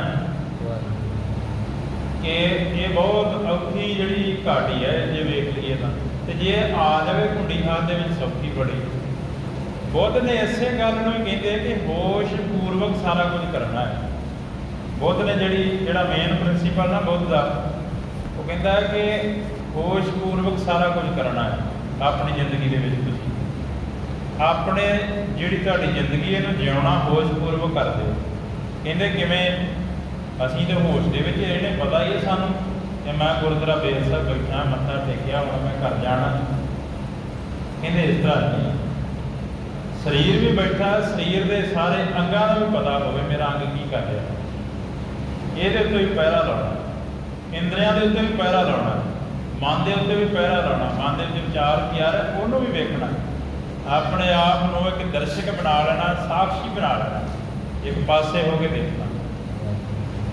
ਬੜੀ ਔਖੀ ਘਾਟ ਕਹਿੰਦੇ ਕਿ ਮਨ ਨੂੰ ਵੀ ਦੇਖਣਾ, ਇੰਦਰੀਆਂ ਨੂੰ। ਮੰਨ ਲਓ ਤੁਹਾਡਾ ਹੱਥ ਆ ਉੱਪਰ ਉੱਠਿਆ, ਕਹਿੰਦੇ ਇੱਕ ਵਾਰੀ ਜਦੋਂ ਬੁੱਧ ਆਪਣੀ ਸਮਾਧੀ ਦੇ ਵਿੱਚ ਬੈਠੇ ਬਚਨ ਵਿਲਾਸ ਕਰਦੇ ਪਏ ਤੇ ਕੋਲ ਜਿਹੜੇ ਚੇਲੇ ਸਨ, ਭਿਕਸ਼ੂ ਸਨ, ਬੈਠੇ ਹੋਏ, ਤੇ ਬੁੱਧ ਨੇ ਆਪਣੇ ਹੱਥ ਦੇ ਨਾਲ ਮੱਖੀ ਨੂੰ ਉਡਾ ਦਿੱਤਾ, ਨੱਕ ਤੇ ਆ ਕੇ ਬੈਠ ਗਈ। ਉਹ ਮੱਖੀ ਨੂੰ ਉਡਾਇਆ ਤੇ ਬਾਅਦ ਦੇ ਵਿੱਚ ਦੁਬਾਰਾ ਆਪਣੇ ਚੇਲਿਆਂ ਨੂੰ ਕਹਿਣ ਲੱਗੇ ਕਿ ਮੇਰੇ ਕੋਲੋਂ ਬੜਾ ਪਾਪ ਹੋ ਗਿਆ। ਕਹਿੰਦੇ ਕੀ ਹੋ ਗਿਆ? ਕਹਿੰਦੇ ਮੱਖੀ ਉਡਾ ਦਿੱਤੀ। ਕਹਿੰਦੇ ਨਹੀਂ, ਮੱਖੀ ਦੀ ਗੱਲ ਨਹੀਂ, ਜਿਹੜੀ ਮੱਖੀ ਉਡਾਈ ਹੈ ਮੈਂ ਹੋਸ਼ ਪੂਰਵਕ ਨਹੀਂ ਉਡਾਈ, ਮੈਨੂੰ ਇਹ ਪਤਾ ਹੀ ਨਹੀਂ ਸੀ ਮੇਰਾ ਹੱਥ ਇੱਧਰੋਂ ਗਿਆ, ਇਹਦੀ ਹੋਸ਼ ਨਹੀਂ ਮੈਂ ਰੱਖੀ। ਤੇ ਇਹ ਵੇਖ ਲਓ ਕਿ ਹੁਣ ਸਾਡਾ ਕਿੰਨਾ ਕੁ ਹੋਸ਼ ਹੈ ਸਰੀਰ ਪ੍ਰਤੀ, ਅੰਗਾਂ ਪ੍ਰਤੀ, ਇੰਦਰੀਆਂ ਪ੍ਰਤੀ। ਇਸੇ ਗੱਲ ਨੂੰ ਕਹਿੰਦੇ ਕਿ ਹਰ ਇੱਕ ਇੰਦਰੀ ਪ੍ਰਤੀ ਸਾਡਾ ਹੋਸ਼, ਸਰੀਰ ਪ੍ਰਤੀ ਇੱਕ ਇੱਕ ਹਰਕਤ ਦਾ ਤੈਨੂੰ ਪਤਾ ਹੋਵੇ ਆਪਣੇ ਸਰੀਰ ਦਾ। ਬਾਹਰੀ ਤੌਰ ਤੇ ਕਰੇਗਾ ਫਿਰ ਹੌਲੀ ਹੌਲੀ ਅੰਦਰ ਵੀ ਹੋਣਾ ਸ਼ੁਰੂ ਹੋ ਜਾਏਗਾ। ਜਦੋਂ ਇਕਾਂਤ ਦੇ ਵਿੱਚ ਬੈਠੇਗਾ ਇੱਕ ਇੱਕ ਤੇਰਾ ਅੰਗ ਹੈ ਜਿਹੜਾ ਅੰਦਰੋਂ ਔਰਗਨਸ ਨੇ ਉਹ ਤੈਨੂੰ ਮਹਿਸੂਸ ਹੋਣਗੇ। ਜਿਹੜੀ ਹਾਰਟ ਬੀਟ ਆ ਉਹ ਵੀ ਸੁਣਾਈ ਦੇਗੀ, ਜਿਹੜੀ ਨਬਜ਼ ਆ ਜਿਹੜੀਆਂ ਨਰਦਾਂ ਨੇ ਚੱਲਦੀਆਂ ਉਹ ਵੀ ਤੈਨੂੰ ਸੁਣਾਈ ਦੇਣਗੀਆਂ। ਇੰਨਾ ਇਕਾਗਰ ਹੋ ਜਾਏਗਾ ਕਿ ਤੇਰਾ ਮਨ ਕਰੇਗਾ ਕਿ ਹੁਣ ਜਿਹੜਾ ਟਾਈਮ ਪੀਸ ਚੱਲਦਾ ਪਿਆ ਇਹਦਾ ਸੈੱਲ ਕੱਢ ਕੇ ਰੱਖ ਦਿਆਂ, ਜਿੰਨਾ ਚਿਰ ਮੈਂ ਭਗਤੀ ਕਰਨੀ ਨਾ ਪਵੇ। ਇੰਨਾ ਇਕਾਗਰ ਹੋ ਜਾਂਦਾ ਬੰਦਾ ਜਿਵੇਂ ਜਿਵੇਂ ਅੰਦਰ ਦੀ ਖੇਡ ਇਹਦੇ ਚੱਲ ਰਹੀ। ਸੋ ਮਨ ਦੇ ਇੰਦਰੀਆਂ ਦੇ ਵਿੱਚ ਇਹਦਾ ਪ੍ਰੇਮ ਬਣ ਜਾਵੇ। ਇੱਕ ਤੇ ਇਹ ਨਾ ਕਿ ਇੰਦਰੀ ਜਿਹੜੇ ਨੇ ਰਸ ਮੰਗਦੇ ਨੇ ਬਾਹਰ, ਉਧਰੋਂ ਹਟਾ ਲੈਣਾ, ਅੰਤਰਮੁਖੀ ਕਰ ਲੈਣਾ ਇਹਨਾਂ ਨੂੰ, ਉਧਰ ਪ੍ਰੇਮ ਪਾ ਲਵੇ। ਈਸ਼ ਜੀਵ ਕੀ ਭੇਦਤਾ ਮੂਰਖ ਇਹ ਰਹਿ ਲਾਗ।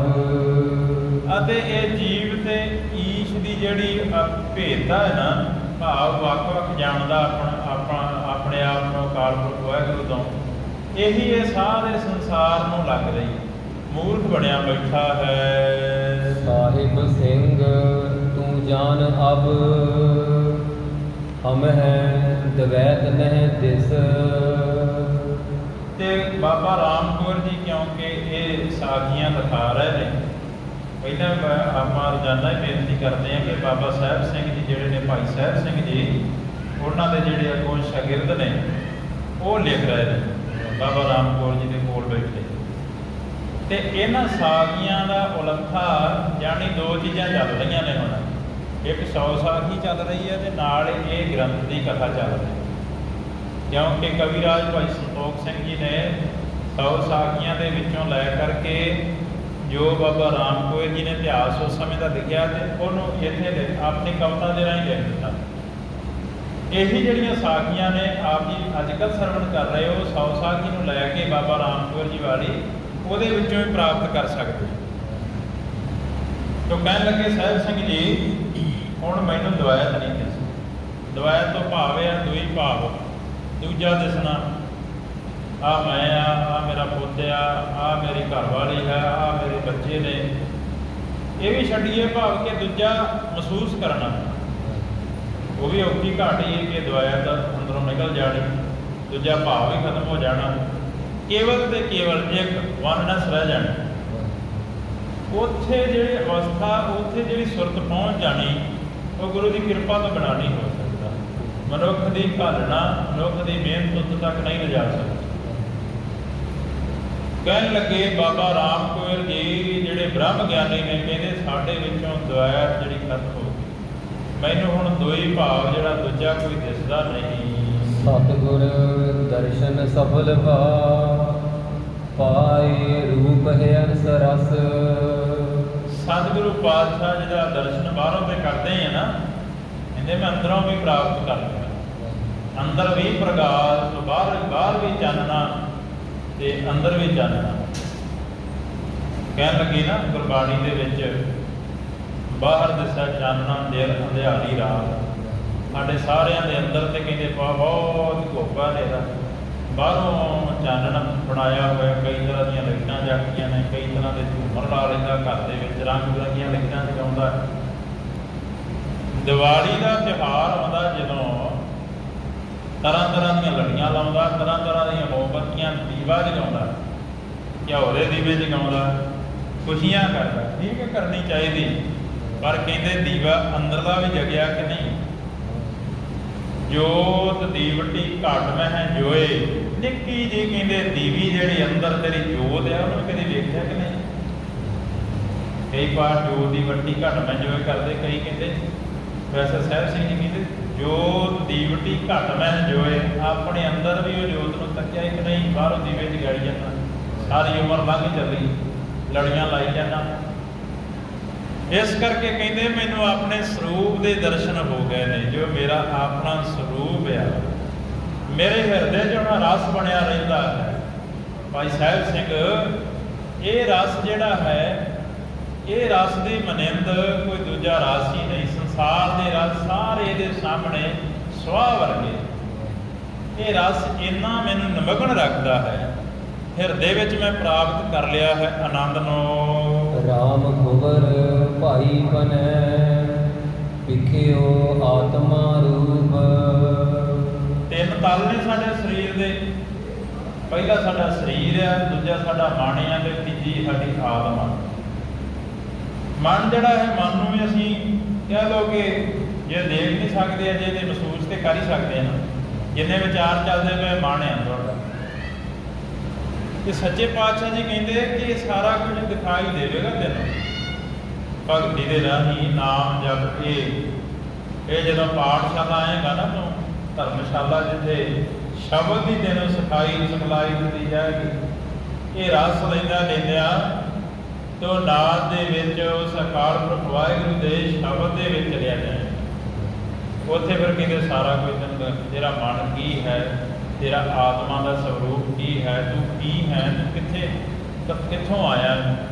ਜਦੋਂ ਕਹਿੰਦੇ ਆਤਮਿਕ ਤਲ ਤੇ ਪਹੁੰਚ ਜਾਂਦਾ ਬੰਦਾ, ਉਦੋਂ ਕਹਿੰਦੇ ਇਹ 100% ਜਿਵੇਂ ਕਹਿੰਦੇ ਪੂਰਾ ਹੋ ਜਾਂਦਾ। ਆਪਾਂ ਕਹਿੰਦੇ ਆ ਨਾ, ਜਦੋਂ ਸਿਆਣਿਆਂ ਨੇ ਗੱਲ ਬਣਾਈ ਸੀ, ਜੇ ਕੋਈ ਸਰੀਰ ਛੱਡਦਾ ਸੀ ਤੇ ਕਹਿੰਦੇ ਸੀ ਪੂਰਾ ਹੋ ਗਿਆ, ਪੂਰਾ ਹੋ ਗਿਆ।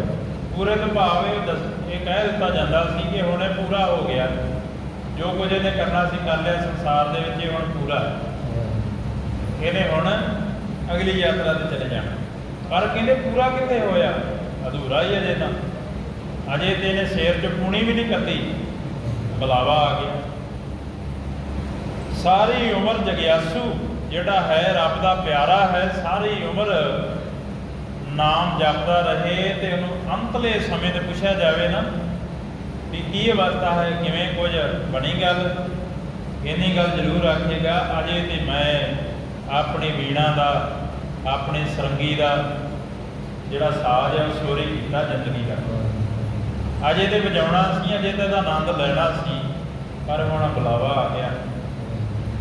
ਸੋ ਗੁਰਮੁਖ ਪਿਆਰਿਓ ਕਹਿੰਦੇ ਵਿਖਿਓ ਆਤਮਾ ਰੂਪ। ਬਾਬਾ ਰਾਮ ਕੌਰ ਜੀ ਕਹਿੰਦੇ ਕਿ ਹੁਣ ਆਤਮਾ ਦਾ ਰੂਪ ਸਾਨੂੰ ਪਤਾ ਲੱਗ ਗਿਆ। ਹੁਣ ਤੇ ਅਸੀਂ ਕਹੀ ਜਾਂਦੇ, ਮੈਂ ਵੀ ਕਹੀ ਜਾਂਦਾ, ਤੁਸੀਂ ਵੀ ਸੁਣੀ ਜਾਂਦੇ ਕਿ ਆਤਮਾ ਦਾ ਰੂਪ ਜਿਹੜਾ ਕਿਹੋ ਜਿਹਾ ਕਿਸੇ ਨੂੰ ਨਹੀਂ ਪਤਾ। ਇਸ ਕਰਕੇ ਜਿਵੇਂ ਆਪਾਂ ਬਾਹਰੀ ਤੌਰ ਤੇ ਜੋਤ ਜਗਾਉਣੇ ਆ, ਉਹਦਾ ਭਾਵ ਹੁੰਦਾ ਕਿ ਆਤਮਾ ਦਾ ਇੱਕ ਪ੍ਰਤੀਬਿੰਬ ਬਣਾ ਲੈਂਦੇ ਆਪਾਂ ਕਿ ਆਤਮਾ ਇਸ ਤਰ੍ਹਾਂ ਦੇ ਪ੍ਰਕਾਸ਼ ਰੂਪ ਹੈ। ਸੋ ਗੁਰਮੁਖੋ ਕਹਿੰਦੇ ਕਿ ਅਸੀਂ ਆਪਣੀ ਆਤਮਾ ਨੂੰ ਦੇਖ ਲਿਆ ਹੈ। ਸੱਚੇ ਪਾਤਸ਼ਾਹ ਧੰਨ ਸ੍ਰੀ ਗੁਰੂ ਗੋਬਿੰਦ ਸਿੰਘ ਮਹਾਰਾਜ ਦੀ ਕਿਰਪਾ ਦੇ ਨਾਲ ਕਰਨਿਓ ਜਾਏ ਨ ਜੇ ਕਛੂ ਪਰਮ ਆਨੰਦ ਅਨੂਪ। ਭਾਈ ਸਾਹਿਬ ਸਿੰਘ ਜੀ ਕਹਿੰਦੇ ਕਿ ਬਾਬਾ ਰਾਮ ਕੌਰ ਜੀ ਫਿਰ ਦੱਸੋ ਆਤਮਾ ਦਾ ਸਰੂਪ ਕਿਹੋ ਜਿਹਾ ਹੈ, ਅੰਦਰ ਦਾ ਆਨੰਦ ਕਿਹੋ ਜਿਹਾ, ਫਿਰ ਇੱਥੇ ਪਹੁੰਚ ਕੇ ਕਿਵੇਂ ਮਹਿਸੂਸ ਹੁੰਦਾ ਹੈ। ਕਹਿੰਦੇ ਇਹ ਨਹੀਂ ਦੱਸਿਆ ਜਾਣਾ।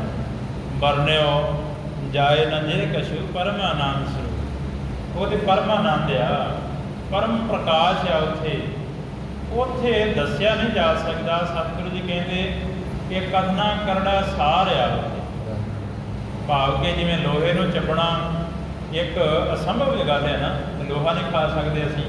ਇਸੇ ਤਰ੍ਹਾਂ ਪਰਮੇਸ਼ਰ ਦੀ ਹਸਤੀ ਨੂੰ ਉੱਥੇ ਜਾ ਕੇ ਬਿਆਨ ਕਰਨਾ ਜਿੱਥੇ ਕੇਵਲ ਚਾਨਣਾ ਹੀ ਚਾਨਣਾ ਹੈ, ਪਰਮ ਪ੍ਰਕਾਸ਼ ਆ, ਉੱਥੇ ਕਹਿੰਦੇ ਜਾ ਕੇ ਦੱਸਿਆ ਨਹੀਂ ਜਾ ਸਕਦਾ। ਸੁਨ ਕੈ ਨੇ ਸੰਸੈ ਪਏ ਸ੍ਰੀ ਮੁਖ ਤੇ ਸਭ ਬਾਤ। ਸਤਿਗੁਰੂ ਪਾਤਸ਼ਾਹ ਜੀ ਦੇ ਪਾਵਨ ਮੁਖ ਮੰਡਲ ਚੋਂ ਬਚਨ ਸੁਣ ਕੇ ਸਾਰੇ ਨਿਰੁੱਤਰ ਹੋ ਗਏ। ਬਹੁਰ ਉੱਠੇ ਦੇਖਣ ਲੱਗੇ ਹੈ ਬੇਗੀ ਸੰਗਾਤ। ਫਿਰ ਕਹਿੰਦੇ ਉੱਠੇ ਹਨ ਸੱਚੇ ਪਾਤਸ਼ਾਹ ਜੀ, ਕਲਗੀਧਰ ਪਾਤਸ਼ਾਹ ਦੀਵਾਨ ਦੀ ਸਮਾਪਤੀ ਕੀਤੀ। ਉੱਠੇ ਤੇ ਕੋਈ ਘੋੜਾ ਲੈ ਕੇ ਆਇਆ ਤੇ ਉੱਥੇ ਉਹਦਾ ਨਾਮ ਹੈ ਵੇਗੀ। ਉਹ ਕਹਿੰਦੇ ਵੀ ਇਸ ਤਰ੍ਹਾਂ ਹੈ ਕਿ ਪਾਉਣ ਦੇ ਸਮਾਨ ਜਿਹੜਾ ਗੱਲਾਂ ਕਰਦਾ ਹੈ, ਬਹੁਤ ਜ਼ਿਆਦਾ ਤੇਜ਼ ਰਫ਼ਤਾਰ ਦਾ ਘੋੜਾ, ਤੇ ਉਹਦਾ ਨਾਮ ਤਾਂ ਹੀ ਰੱਖਿਆ ਹੈ ਵੇਗੀ, ਭਾਵ ਹਵਾ ਦੀ ਤਰ੍ਹਾਂ ਭੱਜਣ ਵਾਲਾ। ਉਹਨੂੰ ਸਤਿਗੁਰੂ ਜੀ ਨਿਹਾਰਨ ਲੱਗ ਪਏ। ਚੌਪਈ ਇਸ ਪ੍ਰਕਾਰ ਸਿੱਖਨ ਉਪਦੇਸੈ। ਇਸ ਤਰ੍ਹਾਂ ਕਲਗੀਧਰ ਪਾਤਸ਼ਾਹ ਧੰਨ ਸ੍ਰੀ ਗੁਰੂ ਗੋਬਿੰਦ ਸਿੰਘ ਮਹਾਰਾਜ ਜੀ ਸਿੱਖਾਂ ਨੂੰ ਉਪਦੇਸ਼ ਬਖਸ਼ਿਸ਼ ਕਰਦੇ ਹਨ। ਸੁਨ ਧਾਰਹਿ ਜੇ ਭਾਗ ਵਸ਼ਿਸ਼ੈ। ਸੁਣ ਕੇ ਧਾਰਨ ਕੌਣ ਕਰਦੇ ਨੇ? ਜਿਨ੍ਹਾਂ ਦੇ ਵੱਡੇ ਭਾਗ ਨੇ, ਉਹ ਆਪਣੇ ਹਿਰਦੇ ਵਿੱਚ ਸਮੋ ਕੇ ਰੱਖ ਲੈਂਦੇ ਹਨ।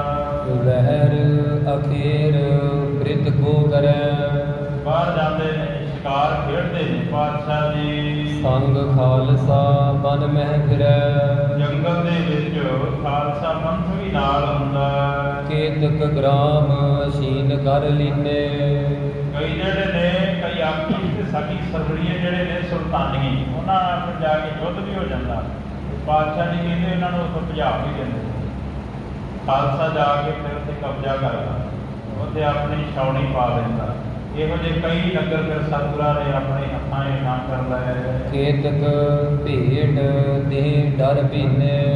ਕਈ ਤੇ ਡਰਦੇ ਮਾਰੇ ਪਹਿਲਾਂ ਤੇ ਉਹਨਾਂ ਨੇ ਸਤਿਗੁਰਾਂ ਦੀਆਂ ਚੁਗਲੀਆਂ ਕੀਤੀਆਂ ਹੋਣੀਆਂ ਜਿਵੇਂ, ਤੇ ਫਿਰ ਜਦੋਂ ਪਤਾ ਲੱਗਦਾ ਕਿ ਸੱਚੇ ਪਾਤਸ਼ਾਹ ਜੀ ਆ ਗਏ, ਹੁਣ ਮਾਰ ਦੇ। ਉਸ ਸਮੇਂ ਫਿਰ ਕਹਿੰਦੇ ਉਹ ਭੇਟਾਵਾਂ ਲੈ ਕੇ ਅੱਗੇ ਖਲੋ ਜਾਂਦੇ। ਜੇ ਨਹਿ ਮਿਲੇ ਗਰਭ ਕੁਝ ਧਰੈ। ਤੇ ਜੇ ਕੋਈ ਮਿਲਦਾ ਨਹੀਂ, ਜੰਕਾਰ ਧਾਰੀ ਆਖਦੇ ਨੇ ਮਨ ਦੇ ਵਿੱਚ, ਅਸੀਂ ਇਹ ਗੱਲਾਂ ਕਲਗੀਧਰ ਪਾਤਸ਼ਾਹ ਨੂੰ ਵੇਖ ਲਵਾਂਗੇ ਜੋ ਵੀ ਹੋਏਗਾ। ਤਿਨ ਹਿਤ ਬ੍ਰਿੰਦ ਖਾਲਸਾ ਚਰੈ। ਉਹਨਾਂ ਨੂੰ ਫਿਰ ਸਬਕ ਸਿਖਾਉਣ ਵਾਸਤੇ, ਉਹਨਾਂ ਨੂੰ ਸੋਧਣ ਵਾਸਤੇ ਖਾਲਸਾ ਪੰਥ ਚੜ੍ਹਾਈ ਕਰਦਾ। ਕਰਹਿ ਸ਼ਿਕਾਰ ਤਹਾਂ ਮਨ ਭਾਇਓ। ਤੇ ਖਾਲਸਾ ਪੰਥ ਸ਼ਿਕਾਰ ਖੇਡਦਾ, ਮਨ ਭਾਉਂਦਾ। ਭਾਜਹਿ ਤਜਹਿ ਗ੍ਰਾਮ ਡਰ ਪਾਇਓ। ਉਹ ਫਿਰ ਜਿਹੜੇ ਆਕੀ ਹੁੰਦੇ ਸਨ, ਜਿਹੜੇ ਆਪਣੇ ਆਪ ਨੂੰ ਬਦਮਾਸ਼ ਸਮਝਦੇ ਸਨ ਕਿ ਅਸੀਂ ਡਰਦੇ ਨਹੀਂ, ਤੇ ਜਦੋਂ ਸਤਿਗੁਰਾਂ ਦਾ ਖਾਲਸਾ ਜਾਂਦਾ ਸਾਰੇ ਡਰ ਕੇ ਭੱਜ ਜਾਂਦੇ। ਕਰਿਖੀ ਵਢਾਏ ਪੁੰਜ ਲੈ ਆਵੈ। ਫਿਰ ਗੁਰਮੁਖੋ ਜਿਹੜੇ ਐਸੇ ਦੁਸ਼ਟ ਬੰਦੇ ਸਨ, ਜਿਹੜੇ ਪ੍ਰਜਾ ਨੂੰ ਦੁਖੀ ਕਰਦੇ ਸਨ ਉੱਥੇ, ਤੇ ਆਪਣਾ ਬਹੁਤ ਜ਼ਿਆਦਾ ਇਹਨਾਂ ਨੇ ਉੱਥੇ ਜਿਹੜਾ ਪ੍ਰਭਾਵ ਪਾਇਆ ਹੋਇਆ ਸੀ ਨੇੜੇ ਤੇੜੇ, ਉਹ ਦੁਖੀ ਕਰਦੇ ਸਨ। ਪ੍ਰਜਾ ਬੜੀ ਦੁਖੀ ਸੀ, ਤੇ ਸੱਚੇ ਪਾਤਸ਼ਾਹ ਜੀ ਫਿਰ ਉਹਨਾਂ ਨੂੰ ਭਜਾ ਦਿੰਦੇ, ਤੇ ਜਿਹੜੀ ਫਸਲ ਉਹਨਾਂ ਬੀਜੀ ਹੁੰਦੀ ਉਹ ਫਿਰ ਵੱਢ ਕੇ ਖਾਲਸਾ ਲੈ ਆਉਂਦਾ।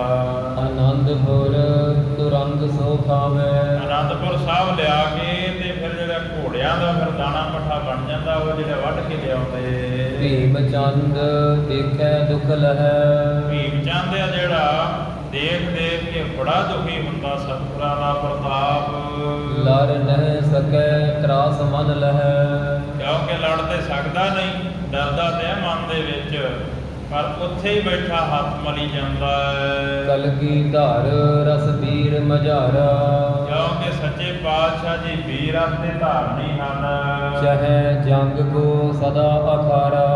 ਸਤਿਗੁਰੂ ਜੀ ਕਿਹੜਾ ਡਰਦੇ ਨੇ, ਉਹ ਤੇ ਖਾਲਸੇ ਨੂੰ ਪੈਦਾ ਕਰਨ ਵਾਲੇ ਨੇ। ਜਿਹੜੇ ਪਾਇਲ ਸਨ, ਜਿਨ੍ਹਾਂ ਨੇ ਕਦੇ ਕਹਿੰਦੇ ਹੱਥ ਦੇ ਵਿੱਚ ਕੱਦ ਨਹੀਂ ਫੜ ਕੇ ਵੇਖੀ ਸੀ, ਉਹਨਾਂ ਦੇ ਹੱਥਾਂ ਵਿੱਚ ਪਾਤਸ਼ਾਹ ਜੀ ਨੇ 2 ਧਾਰੇ ਖੰਡੇ ਫੜਾ ਦਿੱਤੇ। ਉਹਨਾਂ ਦੇ ਹੱਥਾਂ ਵਿੱਚ ਧਨੁੱਕ ਫੜਾ ਦਿੱਤਾ, ਬੰਦੂਕਾਂ ਫੜਾ ਦਿੱਤੀਆਂ। ਐਸੇ ਦੀਨ ਦਿਆਲ ਸਤਿਗੁਰੂ ਕਿਰਪਾਲੂ ਜੀ ਸਦਾ ਹੀ ਜੰਗ ਦਾ ਸਦਾ ਹੀ ਪ੍ਰੇਮ ਕਰਦੇ। ਚਾਅ ਦੇ ਨਾਲ ਜੰਗ ਦੇ ਮੈਦਾਨ ਦੇ ਵਿੱਚ ਜਾਂਦੇ ਪਾਤਸ਼ਾਹ ਜੀ। ਸਿੰਘਨ ਕੋ ਨਿਤ ਲੜਨ ਸਿਖਾਵਨ। ਸਿੰਘਾਂ ਨੂੰ ਸਦਾ ਹੀ ਸਿੱਖਿਆ ਦਿੰਦੇ ਨੇ ਕਿਵੇਂ ਲੜਨਾ ਹੈ ਦੁਸ਼ਮਣਾਂ ਦੇ ਨਾਲ। ਤੁਰਕਨ ਗਨ ਸਨ ਬੈਰ ਵਧਾਵਨ। ਤੁਰਕਾਂ ਦੇ ਨਾਲ ਬਹੁਤਾ ਵੈਰ ਜਿਹੜਾ ਪਿਆ ਹੋਇਆ ਖਾਲਸੇ ਦਾ। ਰਣ ਜੇ ਕਰਤ ਰਹਿ ਗੋ ਪੰਥਾ। ਤੇ ਕਹਿੰਦੇ ਕਿ ਜੇ ਖਾਲਸਾ ਪੰਥ ਰਣ ਦੇ ਵਿੱਚ ਜੂਝਦਾ ਰਹੇਗਾ ਤਾਂ ਸਭ ਸ਼ਸਤਰਨ ਕੀ ਸਿੱਖੈ ਸੰਥਾ। ਤੇ ਜੇ ਜੰਗੇ ਮੈਦਾਨ ਦੇ ਵਿੱਚ 2-2 ਹੱਥ ਕਰਨੇ ਨਾ ਵੈਰੀਆਂ ਦੇ ਨਾਲ, ਤੁਰਕਾਂ ਨੂੰ ਮਾਰਨਾ ਹੈ, ਫਿਰ ਭਾਈ ਤੁਹਾਨੂੰ ਸੰਥਿਆ ਲੈਣੀ ਪਏਗੀ, ਸ਼ਸਤਰ ਚਲਾਉਣ, ਫਿਰ ਕਲਾਸਾਂ ਲਾਉਣੀਆਂ ਪੈਣਗੀਆਂ। ਇਸੇ ਤਰ੍ਹਾਂ ਹੀ ਜਿਵੇਂ ਹੁਣ ਆਪਾਂ ਬਾਣੀ ਪੜ੍ਹਦੇ ਆ ਤੇ ਉਹਦੀ ਸੰਥਿਆ ਲੈਂਦੇ ਆ, ਸਿੱਖਿਆ ਲੈਂਦੇ ਆ। ਤੇ ਬਹੁਤੀ ਵਾਰ ਕੀ ਹੁੰਦਾ ਹੈ ਕਿ ਅਸੀਂ ਕਹਿੰਦੇ ਆ ਕਿ ਪੰਜਾਬੀ ਪੜ੍ਹ ਹੀ ਲੈਂਦੇ ਆ ਤੇ ਪੜ੍ਹ ਲਵਾਂਗੇ ਗੁਰਬਾਣੀ। ਗੁਰਬਾਣੀ ਦੇ ਵਿੱਚ ਤੇ ਗੁਰਮੁਖੀ ਦੇ ਵਿੱਚ ਗੁਰਮੁਖੋ ਭੇਜਦੇ ਆ।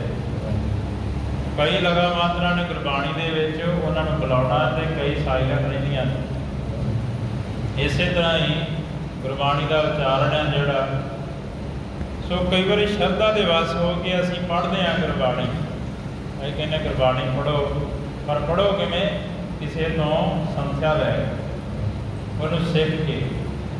ਜਪਜੀ ਸਾਹਿਬ ਦਾ ਪਾਠ ਕਰੇ ਕੋਈ ਤੇ ਉਹਦੇ ਵਿੱਚ ਪਾਠ ਕਰਦਿਆਂ ਕਰਦਿਆਂ ਤੇ 500 ਗਲਤੀ ਕਰ ਦੇਵੇ, ਤੇ ਜੇ ਉਹਦੇ ਮਨ ਦੇ ਵਿੱਚ ਇਹ ਵੀ ਨਾ ਹੋਵੇ ਵੀ ਮੈਂ ਗਲਤ ਪੜ੍ਹਿਆ ਹੀ ਨਹੀਂ, ਫਿਰ ਭਾਈ ਪੁੰਨ ਦੀ ਥਾਂ 'ਤੇ ਪਾਪ ਹੀ ਲੱਗ ਜਾਂਦਾ, ਉਹ ਪਾਪਾਂ ਦੀ ਪਾਂਡੀ ਇਕੱਠੀ ਕਰ ਰਿਹਾ।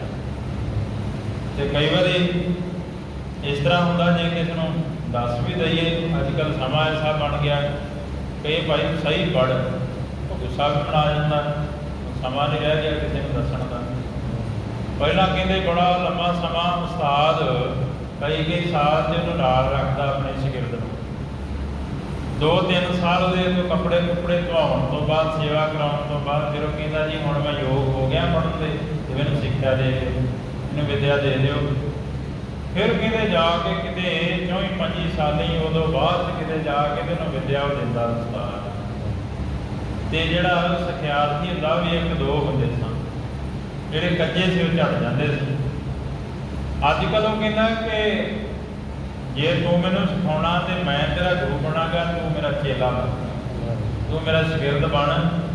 ਹਾਂ, ਜਦੋਂ ਮੇਰਾ ਟਾਈਮ ਹੋਏਗਾ ਉਦੋਂ ਮੈਂ ਤੇਰੇ ਕੋਲੋਂ ਆਪਣੀ ਕਲਾਸ ਲੈਣ ਆਵਾਂਗਾ, ਮੇਰਾ ਜਦੋਂ ਟਾਈਮ ਹੋਏਗਾ ਉਦੋਂ ਮੈਂ ਪੜ੍ਹਨ ਆਵਾਂਗਾ, ਤੂੰ ਦੱਸ ਵੀ ਤੂੰ ਮੈਨੂੰ ਕਦੋਂ ਦੇਂਗਾ ਸਮਾਂ। ਇਹੋ ਜਿਹਾ ਸਮਾਂ ਬਣ ਗਿਆ ਗੁਰਮੁਖ ਪਿਆਰੇ। ਸੋ ਜੋ ਵੀ ਤੂੰ ਸਿੱਖਿਆ ਲੈਣੀ, ਸੰਥਿਆ ਲੈਣੀ ਭਾਈ, ਗੁਰਬਾਣੀ ਠੀਕ ਹੈ ਪੜ੍ਹਨੀ ਚਾਹੀਦੀ ਹੈ, ਜਿੰਨੇ ਵੱਧ ਤੋਂ ਵੱਧ ਪੜ੍ਹ ਸਕੀਏ, ਪਰ ਜੇ ਤੇ ਜਹ ਉਹਦੇ ਵਿੱਚ ਬੜਾ ਫਰਕ ਹੈ। ਫਿਰ ਕੀ ਇਹਦੇ ਕਹਿ ਦੇ ਵਿੱਚ ਅਰਥਾਂ ਦੇ ਵਿੱਚ ਬੜਾ ਫਰਕ ਪੈ ਜਾਂਦਾ, ਸਿਹਾਰੀਆਂ ਬਿਹਾਰੀਆਂ ਨਾਲ ਇਹਨਾਂ ਦਾ ਫਰਕ ਪੈ ਜਾਂਦਾ, ਗੱਲ ਕਹਿਣ ਤੋਂ ਪਰੇ। ਇਸ ਕਰਕੇ ਗੁਰਮੁਖ ਪਿਆਰਿਓ, ਜਿਵੇਂ ਜਪਜੀ ਸਾਹਿਬ ਦੇ ਵਿੱਚ ਆਉਂਦਾ ਨਾਨਕ ਕੇਵਲ ਜਾਣੀਏ, ਜੇ ਬਹੁਤੇ ਐਵੇਂ ਹੀ ਪੜ੍ਹ ਜਾਂਦੇ ਨਾਨਕ ਐਵੇਂ ਹੀ ਜਾਣੀਏ। ਇਸ ਕਰਕੇ ਕਿਸੇ ਗੁਰਮੁਖ ਪਿਆਰੇ ਤੋਂ ਜ਼ਰੂਰ ਪੁੱਛਣਾ ਚਾਹੀਦਾ, ਭਾਈ ਮੈਂ ਸ਼ੁੱਧ ਜਪਜੀ ਸਾਹਿਬ ਨਿਤਨੇਮ ਦੀ ਸੰਥਿਆ ਕਰਨੀ, ਜ਼ਿਆਦਾ ਨਹੀਂ ਤੇ ਨਿਤਨੇਮ ਦੀ ਤਾਂ ਕਰ ਲਈਏ। ਤਾਂ ਸਤਿਗੁਰੂ ਜੀ ਕਹਿੰਦੇ ਜੇ ਦੇ 2-2 ਹੱਥ ਕਰਨੇ ਨੇ। ਇਸੇ ਤਰ੍ਹਾਂ ਸ਼ਸਤਰਾਂ ਦੀ ਸੰਥਿਆ ਹੁੰਦੀ, ਜਿਵੇਂ ਹੁਣ ਕੋਈ ਸਿਪਾਹੀ ਭਰਤੀ ਹੁੰਦਾ, ਉਹਦਾ 1 ਸਾਲ ਪੂਰਾ ਉਹਦਾ ਰੰਗਰੂਟੀ ਦੇ ਵਿੱਚ ਲੰਘਦਾ, ਉਹਨੂੰ ਉੱਥੇ ਸਿੱਖਿਆ ਦਿੱਤੀ ਜਾਂਦੀ। 1 ਸਾਲ ਉਹ ਇੰਨਾ ਸਰੀਰ ਤੋੜਦੇ ਨੇ, ਕਈ ਦੇ ਆਪਣੀ ਜਿਹੜੀ ਉਹ ਟ੍ਰੇਨਿੰਗ ਉਹ ਵੀ ਛੱਡ ਕੇ ਭੱਜ ਜਾਂਦੇ। ਆਪਣੇ ਇਲਾਕੇ ਦੇ ਵਿੱਚ ਕਈ ਇੰਨੇ ਜਿਹੜੇ ਕਹਿੰਦੇ ਕਿ ਫੌਜੀ ਸੀ, ਇਹ ਸਾਲ 1 ਟ੍ਰੇਨਿੰਗ ਕਰ ਰਿਹਾ ਤੇ ਭੱਜ, ਉਹ ਇੰਨਾ ਜ਼ਿਆਦਾ ਟ੍ਰੇਨ ਕਰਦੇ ਨੇ ਬੰਦੇ ਨੂੰ। ਇਸ ਕਰਕੇ ਜਿਹੜੀ ਸੰਥਿਆ ਭਾਈ ਉਹ ਹਥਿਆਰਾਂ ਦੀ ਵੀ ਲੈਣੀ ਜ਼ਰੂਰੀ ਹੁੰਦੀ। ਜਿਹਨੂੰ ਬੰਦੂਕ ਦੇ ਕਿਸੇ ਨੇ ਚਲਾਈ ਨਹੀਂ, ਤੇਜ਼ ਕਮਾਨ ਚਲਾਇਆ ਹੀ ਨਹੀਂ, ਕਿਰਪਾਨ ਤੇ ਚਲਾਈ ਨਹੀਂ, ਉਹ ਕੀ ਲੜੇਗਾ? ਸਤਿਗੁਰੂ ਜੀ ਕਹਿੰਦੇ ਜੇ ਤੁਸੀਂ ਲੜਨਾ ਹੈ ਨਾ ਜੰਗ ਦੇ ਮੈਦਾਨ ਵਿੱਚ ਭਾਈ, ਤੁਸੀਂ ਇਹ ਜ਼ਰੂਰ ਸ਼ਸਤਰਾਂ ਦੀ ਵਿੱਦਿਆ ਪ੍ਰਾਪਤ ਕਰਿਆ ਕਰੋ। ਖਾਲਸਾ ਜੀ। ਯੁੱਧ ਕਰਨ ਹਥਿਆਰਨ ਮਾਰਹਿ, ਜੇ ਯੁੱਧ ਕਰੋਗੇ ਤੇ ਹਥਿਆਰਾਂ ਦੀ ਵਿੱਦਿਆ ਸਿੱਖ ਲਓਗੇ, ਤਉ ਸਿੱਧ ਬਲ ਤੇ ਰਾਜ ਸੰਭਾਰਹਿ। ਤੇ ਹੁਣ ਕਹਿੰਦੇ ਕਿ ਵਿਚਾਰਾਂ ਦੀ ਹੈ ਜੰਗ, ਹੁਣ ਕਲਮ ਦੇ ਨਾਲ ਹੀ ਜੰਗ ਕਰਨੀ। ਤੇ ਪੁੱਛਣ ਵਾਲਾ ਹੋਵੇ ਕਿ ਸੱਚੇ ਪਾਤਸ਼ਾਹ ਜੀ ਨੇ, ਵੇਖੋ ਤੁਸੀਂ ਜਦੋਂ ਤਖਤਾਂ 'ਤੇ ਜਾਓਗੇ ਨਾ, ਜਿੱਥੇ ਕਿਤੇ ਵੀ ਜਾਓਗੇ ਤੇ ਸ਼ਸਤਰ ਨਾਲ ਨੇ ਸੱਚੇ ਪਾਤਸ਼ਾਹ ਜੀ ਸੁਭਾਏਮਾਨ ਹੁੰਦੇ। ਕਈ ਗੁਰੂ ਘਰਾਂ ਦੇ ਵਿੱਚ ਬਹੁਤ ਨੇ, ਤੇ ਕਈ ਗੁਰਸਥਾਨਾਂ 'ਤੇ ਜਿਹੜੇ ਸਾਡੇ ਇਤਿਹਾਸਕ ਸ਼ਸਤਰ ਨੇ ਸਤਿਗੁਰਾਂ ਦੇ ਆਦਰਸ਼ ਦੇ ਮੁਬਾਰਕ ਹਸਤ ਕਮਲਾਂ ਦੇਖੋਗੇ। ਤਖ਼ਤ ਸ੍ਰੀ ਕੇਸਗੜ੍ਹ ਸਾਹਿਬ ਦੇ ਉੱਤੇ ਜਦੋਂ ਜਾ ਕੇ ਦਰਸ਼ਨ ਕਰਦੇ ਆ, ਤੇ ਜਿਹੜਾ ਕੋਠਾ ਸਾਹਿਬ ਹੈ ਜਿੱਥੇ ਤੰਬੂ ਲਾਇਆ ਸੀ ਪਾਤਸ਼ਾਹ ਜੀ ਨੇ ਅੰਮ੍ਰਿਤ ਪਾਨ ਕਰਾਉਣ ਵਾਸਤੇ, ਉੱਥੇ ਸਤਿਗੁਰਾਂ ਦਾ ਪ੍ਰਕਾਸ਼ ਨਹੀਂ, ਉੱਥੇ ਉਹ ਪਾਵਨ ਸ਼ਸਤਰ ਪਏ ਹੋਏ ਤੇ ਸਤਿਗੁਰਾਂ ਦਾ ਪ੍ਰਕਾਸ਼ ਇੱਕ ਸਾਈਡ 'ਤੇ ਕੀਤਾ ਹੋਇਆ। ਉਹ ਇੱਕ ਵੱਡਾ ਇੱਕ ਸੁਨੇਹਾ ਹੈ ਕਿ ਸਤਿਗੁਰਾਂ ਨੇ ਜਿੱਥੇ ਆਪਣੇ ਨਿਜ ਸਰੂਪ ਨੂੰ ਇਹ ਗੁਰਦਾ ਗੱਦੀ ਦਿੱਤੀ ਹੈ, ਉੱਥੇ ਸ਼ਸਤਰਾਂ ਨੂੰ ਵੀ ਪੀਰ ਗਿਆ। ਸਾਹਿਬ ਸਰੋਹੀ ਸਹਿਤ ਹੀ ਇਹ ਹਮਾਰੇ ਪੀਰ, ਇਹ ਸਾਡੇ ਪੀਰ ਨੇ। ਕਹਿਣ ਲੱਗੇ ਜੇ ਯੁੱਧ ਕਰੋਗੇ, ਹਥਿਆਰ ਰੱਖੋਗੇ, ਮੇਰੀ ਧਰਤੀ ਦੇ ਉੱਤੇ ਰਾਜ ਕਰ ਸਕੋਗੇ। ਕਲਗੀਧਰ ਪਾਤਸ਼ਾਹ ਦਾ ਇਹ ਉਦੋਂ ਦਾ ਭਾਈ ਤੁਸੀਂ ਯੁੱਧ ਵਿੱਦਿਆ ਸਿੱਖਿਆ ਕਰੋ, ਲੜਿਆ ਕਰੋ, ਇੱਕ ਦੂਜੇ ਦੇ ਨਾਲ ਟ੍ਰੇਨਿੰਗ ਕਰਿਆ ਕਰੋ। ਜੇ ਸ਼ਸਤਰ ਚੰਗੇ ਤੋਂ ਚੰਗਾ ਰੱਖੋਗੇ ਤੇ ਫਿਰ ਹੀ ਜਾ ਕੇ ਕਿਤੇ ਆਪਣਾ ਬਲ ਦੇ ਨਾਲ ਰਾਜ ਲੈ ਸਕਦੇ ਹੋ। ਇਹ ਆਸ਼ਾ ਹੈ ਸਤਿਗੁਰ ਕੇ ਮਨ ਕੋ, ਇਹ ਆਸ਼ਾ ਹੈ ਸਤਿਗੁਰਾਂ ਦਾ, ਇੱਛਾ ਹੈ ਮੇਰੇ ਪਾਤਸ਼ਾਹ ਜੀ ਦੀ। ਜਿਸ ਜਿਸ ਤੇ ਚਿਤ ਚਾਹਤ ਨਿਤ ਰਨ ਕੋ। ਜਿਸ ਕਰਕੇ ਰੋਜ਼ਾਨਾ ਹੀ ਖਾਲਸਾ ਰਣ ਨੂੰ ਚਾਹੁੰਦਾ ਹੈ, ਜੰਗ ਕਰਨਾ ਲੋਚਦਾ ਹੈ। ਜਾਂ ਤੇ ਅਨਕ ਪ੍ਰਕਾਰ ਬਖੇਰਾ। ਇਸ ਕਰਕੇ ਕਈ ਤਰ੍ਹਾਂ ਦਾ ਜਿਹੜਾ ਬਖੇੜਾ ਹੈ, ਝੱਟਾ ਹੈ। ਪਰਬਤ ਪਦ ਪੁੰਜਨ ਸਨ ਝੇਰਾ। ਜਿਹੜੇ ਪਹਾੜੀ ਰਾਜੇ ਪਹਿਲਾਂ ਉਹਨਾਂ ਨੇ ਛੇੜੀ ਸੀ, ਮੁੜ ਕੇ ਫਿਰ ਖਾਲਸੇ ਨੇ ਉਹ ਝਗੜੇ ਨੂੰ ਜਾਰੀ ਰੱਖਿਆ। ਤਰਾਸਤ ਹੋਏ ਦਰਦ ਨਹਿ ਕੋਈ। ਪਰ ਹੁਣ ਕਹਿੰਦੇ ਪਹਾੜੀ ਰਾਜੇ ਨੇ ਜਿਹੜੇ ਉਹ ਬੜਾ ਡਰਦੇ ਨੇ, ਉਹ ਨਹੀਂ ਲੜਦੇ ਪਾਤਸ਼ਾਹ ਜੀ ਦੇ ਨਾਲ। ਤੁਰਕਨ ਕੀ ਸਹਾਏ ਚਹਿ ਸੋਈ। ਹੁਣ ਤੇ ਚਾਹੁੰਦੇ ਨੇ ਕਿ ਤੁਰਕ ਆ ਕੇ ਸਾਡੀ ਸਹਾਇਤਾ ਕਰਨ, ਸਾਨੂੰ ਇਹਨਾਂ ਤੋਂ ਬਚਾ ਦੇਣ। ਦਰਬ ਬਠਾਵਤ ਰਹੇ ਵਿਸਾਲਾ। ਬੜਾ ਧਨ ਦਿੰਦੇ ਨੇ ਉਹਨਾਂ ਕੋਲ ਜਾ ਜਾ ਕੇ ਤੁਰਕਾਂ ਨੂੰ। ਜਾਤ ਵਕੀਲ ਸੁਨਾਏ ਕੁਚਾਲਾ। ਆਪਣੇ ਵੱਲੋਂ ਵਕੀਲ ਵਕਾਲਤ ਕਰਨ ਵਾਲੇ ਬੰਦੇ ਵੀ ਪਹਾੜੀ ਰਾਜੇ ਜਿਹੜੇ ਨੇ ਭੀਮ ਚੰਦ ਹੁਣੇ ਉਹ ਠੀਕ ਨੇ, ਸੱਚੇ ਪਾਤਸ਼ਾਹ ਕਲਗੀਧਰ ਪਾਤਸ਼ਾਹ ਜੀ ਗਲਤ ਨੇ। ਆਪਣੇ ਕੋਲੋਂ ਬਹੁਤਾ ਧਨ ਦਿੰਦੇ, ਨਾਲ ਉਹਨਾਂ ਨੂੰ ਸਿਖਾ ਕੇ ਕਈ ਤਰ੍ਹਾਂ ਦੇ ਨਾਲ ਭੇਜਦੇ ਹਨ। ਅਵਰੰਗ ਗਰਭ ਪਠਾਵਤ ਰਹੇ ਵਿਸਾਲਾ। ਅਵਰੰਗ ਨਿਕਟ ਕੀਤਕ ਸੁਧਾਵੈ। ਔਰੰਗੇ ਦੇ ਕੋਲ, ਔਰੰਗਜ਼ੇਬ ਦੇ ਉਸ ਸਮੇਂ ਦੇ ਬਾਦਸ਼ਾਹ ਦੇ ਕੋਲ ਇਹੋ ਜਿਹੇ ਕਈ ਜਾਂਦੇ ਹਨ। ਕੋ ਸੂਬੇਨ ਸਮੀਪ ਸੁਨਾਵੈ। ਜਾਂ ਉਹ ਸਰਹਿੰਦ ਦੇ ਸੂਬੇਦਾਰ ਦੇ ਕੋਲ, ਵਜ਼ੀਰ ਖਾਨ ਦੇ ਕੋਲ ਪਹੁੰਚਦੇ ਹਨ। ਦਸਵੇਂ ਗੁਰੂ ਉਤਾਰੀ ਧੂਮ। ਤੇ ਜਾ ਕੇ ਪਤਾ ਕੀ ਕਹਿੰਦੇ ਨੇ ਕਿ ਕਲਗੀਧਰ ਪਾਤਸ਼ਾਹ ਨੇ ਧੁੰਮ ਮਚਾਈ ਹੋਈ ਹੈ। ਰਾਜ ਕਰਨ ਕੋ ਸ਼ੀਨਤ ਭੂਮ।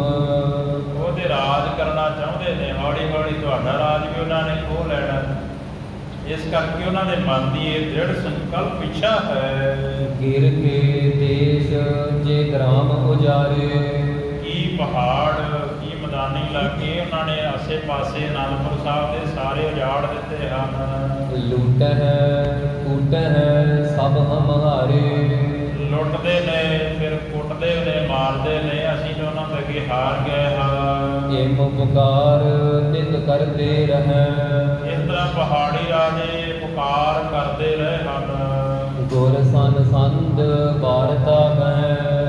ਤੇ ਫਿਰ ਇਹ ਵੀ ਕਹਿੰਦੇ ਨੇ ਕਿ ਸਾਡੀ ਸਤਿਗੁਰਾਂ ਦੇ ਨਾਲ ਕਿਸੇ ਤਰ੍ਹਾਂ ਦੇ ਨਾਲ ਸੰਧੀ ਕਰਾ ਦੇ, ਸਮਝੌਤਾ ਹੀ ਕਰਾ ਦਿਓ, ਕਿਉਂਕਿ ਡਰ ਲੱਗਦਾ ਹੈ ਕਿ ਕਿਹੜੇ ਵੇਲੇ ਆ ਕੇ ਸਤਿਗੁਰੂ ਕਲਗੀਧਰ ਪਾਤਸ਼ਾਹ ਜੀ ਨੇ ਖਾਲਸੇ ਦੇ ਨਾਲ ਸਾਡੀ ਸੰਗੀ ਨਾ ਦੇ, ਸਾਨੂੰ ਮਾਰ ਦੇਣਾ।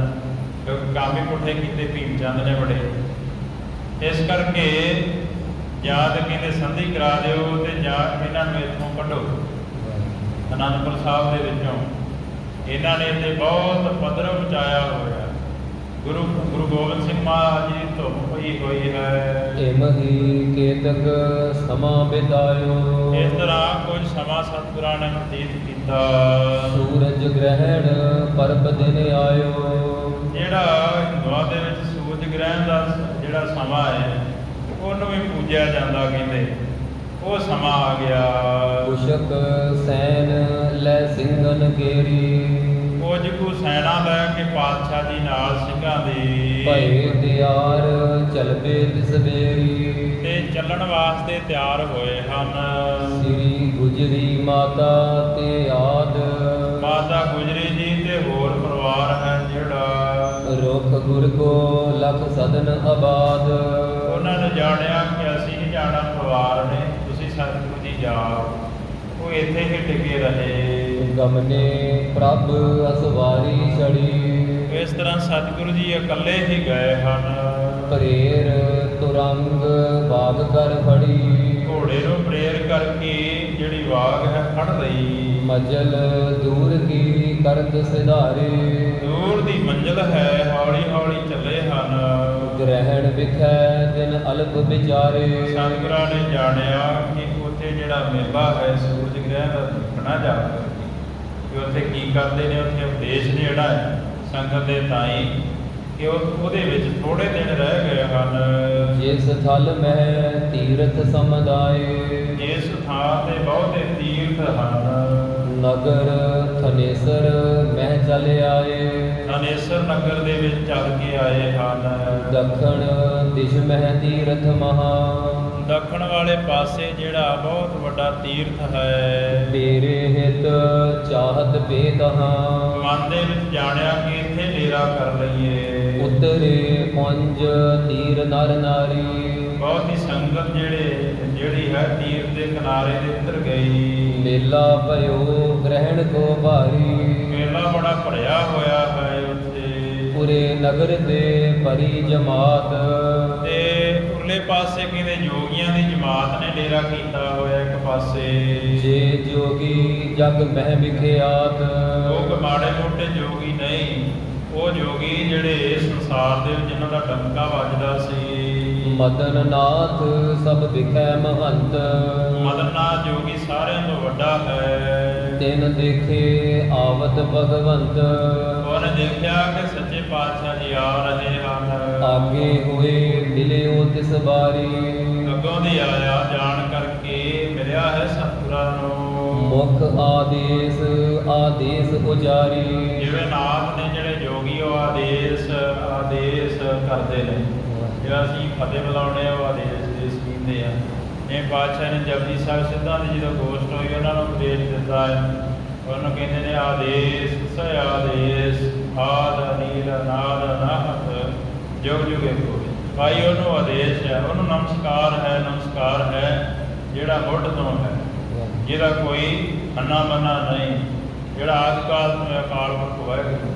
ਇਸੇ ਤਰ੍ਹਾਂ ਆਦੇਸ਼ ਕੀਤਾ ਇਸ ਨੇ ਆ ਕਰਕੇ। ਖੜੇ ਭਏ ਅਵਲੋਕ ਗੁਸਾਈ, ਸਤਿਗੁਰੂ ਜੀ ਦੇਖ ਕਰਕੇ ਇਹਨੂੰ ਨਾਥ ਨੂੰ ਖਲੋ ਗਏ। ਸਤਿਗੁਰ ਕੋ ਆਦੇਸ਼ ਬੁਲਾਈ, ਤੇ ਫਿਰ ਇੱਕ ਵਾਰੀ ਇਹਨੇ ਫਿਰ ਸਤਿਗੁਰਾਂ ਨੂੰ ਨਮਸਕਾਰ ਕੀਤੀ। ਮਨ ਜੋਗੀ ਨੇ ਪੂਜਨ ਕਰੇ, ਜੋਗੀ ਨੇ ਫਿਰ ਸਵਾਲ ਕੀਤਾ, ਪੁੱਛਿਆ ਪੁਰਖਾ ਸ਼ੇਰਨ ਕੋ ਤਨ ਧਰੇ, ਸੱਚੇ ਪਾਤਸ਼ਾਹ ਜੀ ਤੁਸੀਂ ਕਿਹੜੀ ਸ਼ੇਰ ਦਾ ਸਰੀਰ ਧਾਰਨ ਕੀਤਾ ਹੈ? ਕਰਨੀ ਸਿੱਧ ਹੋ ਕੀ ਸ਼ੁਭ ਧਾਰੀ, ਕਰਨੀ ਤੁਹਾਡੀ ਸਾਰੀ ਸਿੱਧ ਪੁਰਸ਼ਾਂ ਵਾਲੀ ਹੈ। ਤੁਮਰੀ ਅਦਭੁਤ ਬਾਤ ਵਿਚਾਰੀ, ਤੁਹਾਡੀ ਜਿਹੜੀ ਇਹ ਅਵਸਥਾ ਹੈ ਬੜੀ ਅਦਭੁਤ ਹੈ, ਬੜੀ ਅਚਰਜ ਹੈ। ਤਪ ਕਲ ਕੀ ਧਾਰ ਬਹੁ ਸਨਮਾਨਾ, ਸੱਚੇ ਪਾਤਸ਼ਾਹ ਜੀ ਸੁਣ ਕੇ ਬੜੇ ਖੁਸ਼ ਹੋਏ। ਉਹ ਕਹਿਣ ਲੱਗੇ ਕਿ ਤੁਹਾਡਾ ਜਿਹੜਾ ਸਰੂਪ ਆ ਸ਼ਸਤਰ ਧਾਰੀ ਹੋ, ਬਾਹਰੋਂ ਸ਼ੇਰ ਵਾਲਾ ਸਰੂਪ ਆ, ਅੰਦਰੋਂ ਤੁਸੀਂ ਕਹਿੰਦੇ ਸਿੱਧ ਪੁਰਸ਼ ਹੋ, ਅੰਦਰੋਂ ਤੁਸੀਂ ਬ੍ਰਹਮ ਗਿਆਨੀ ਹੋ।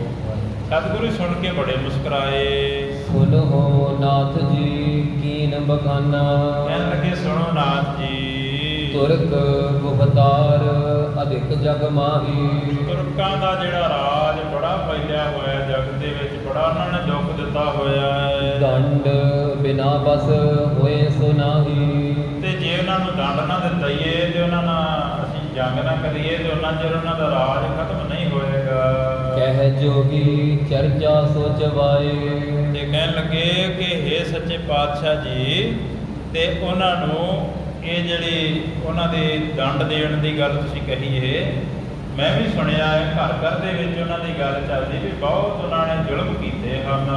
ਹੋਏ ਕਬੂਲ ਸਿੱਧੀ ਪਾਤਸ਼ਾਹ, ਅਤੇ ਸੱਚੇ ਪਾਤਸ਼ਾਹ ਜੀ ਆਪ ਜੀ ਦੀ ਜਿਹੜੀ ਇਹ ਮਨ ਦੀ ਭਾਵਨਾ ਹੈ, ਇਹ ਅਕਾਲ ਪੁਰਖ ਖੁਦਾ ਹੈ ਜੋ ਪੂਰੀ ਕਰੇ। ਤੋ ਇਹ ਜਿਹੜਾ ਮਦਨ ਨਾਥ ਜੋਗੀ ਇਹ ਵਚਨ ਵਿਲਾਸ ਕਰਦਾ ਪਿਆ ਸੱਚੇ ਪਾਤਸ਼ਾਹ ਜੀ ਦੇ ਨਾਲ। ਆਓ ਗੁਰਮੁਖ ਪਿਆਰਿਓ, ਕੁਝ ਸਮੇਂ ਵਾਸਤੇ 2 ਮਿੰਟ ਵਾਸਤੇ ਉਸ ਅਕਾਲ ਪੁਰਖ ਵਾਹਿਗੁਰੂ ਦੇ ਚਰਨਾਂ ਦੇ ਨਾਲ ਜੁੜਨਾ ਕਰੀਏ। ਹੋਈਆਂ ਭੁੱਲਾਂ ਦੀ ਮਾਫੀ ਕੋਸ਼ਿਸ਼ ਕਰਦੇ ਹਾਂ ਜੀ। ਆਓ ਸਾਰੀ ਸੰਗਤ ਇੱਕ ਵਾਰੀ ਬਾਣ ਬੱਚਿਆਂ ਨੂੰ ਇਕਾਗਰ ਕਰਕੇ 2 ਮਿੰਟ ਵਾਸਤੇ ਗੁਰਮੰਤਰ ਦਾ ਜਾਪ ਕਰੀਏ। ਉਹਦੇ ਬਾਅਦ ਸਮਾਪਤ।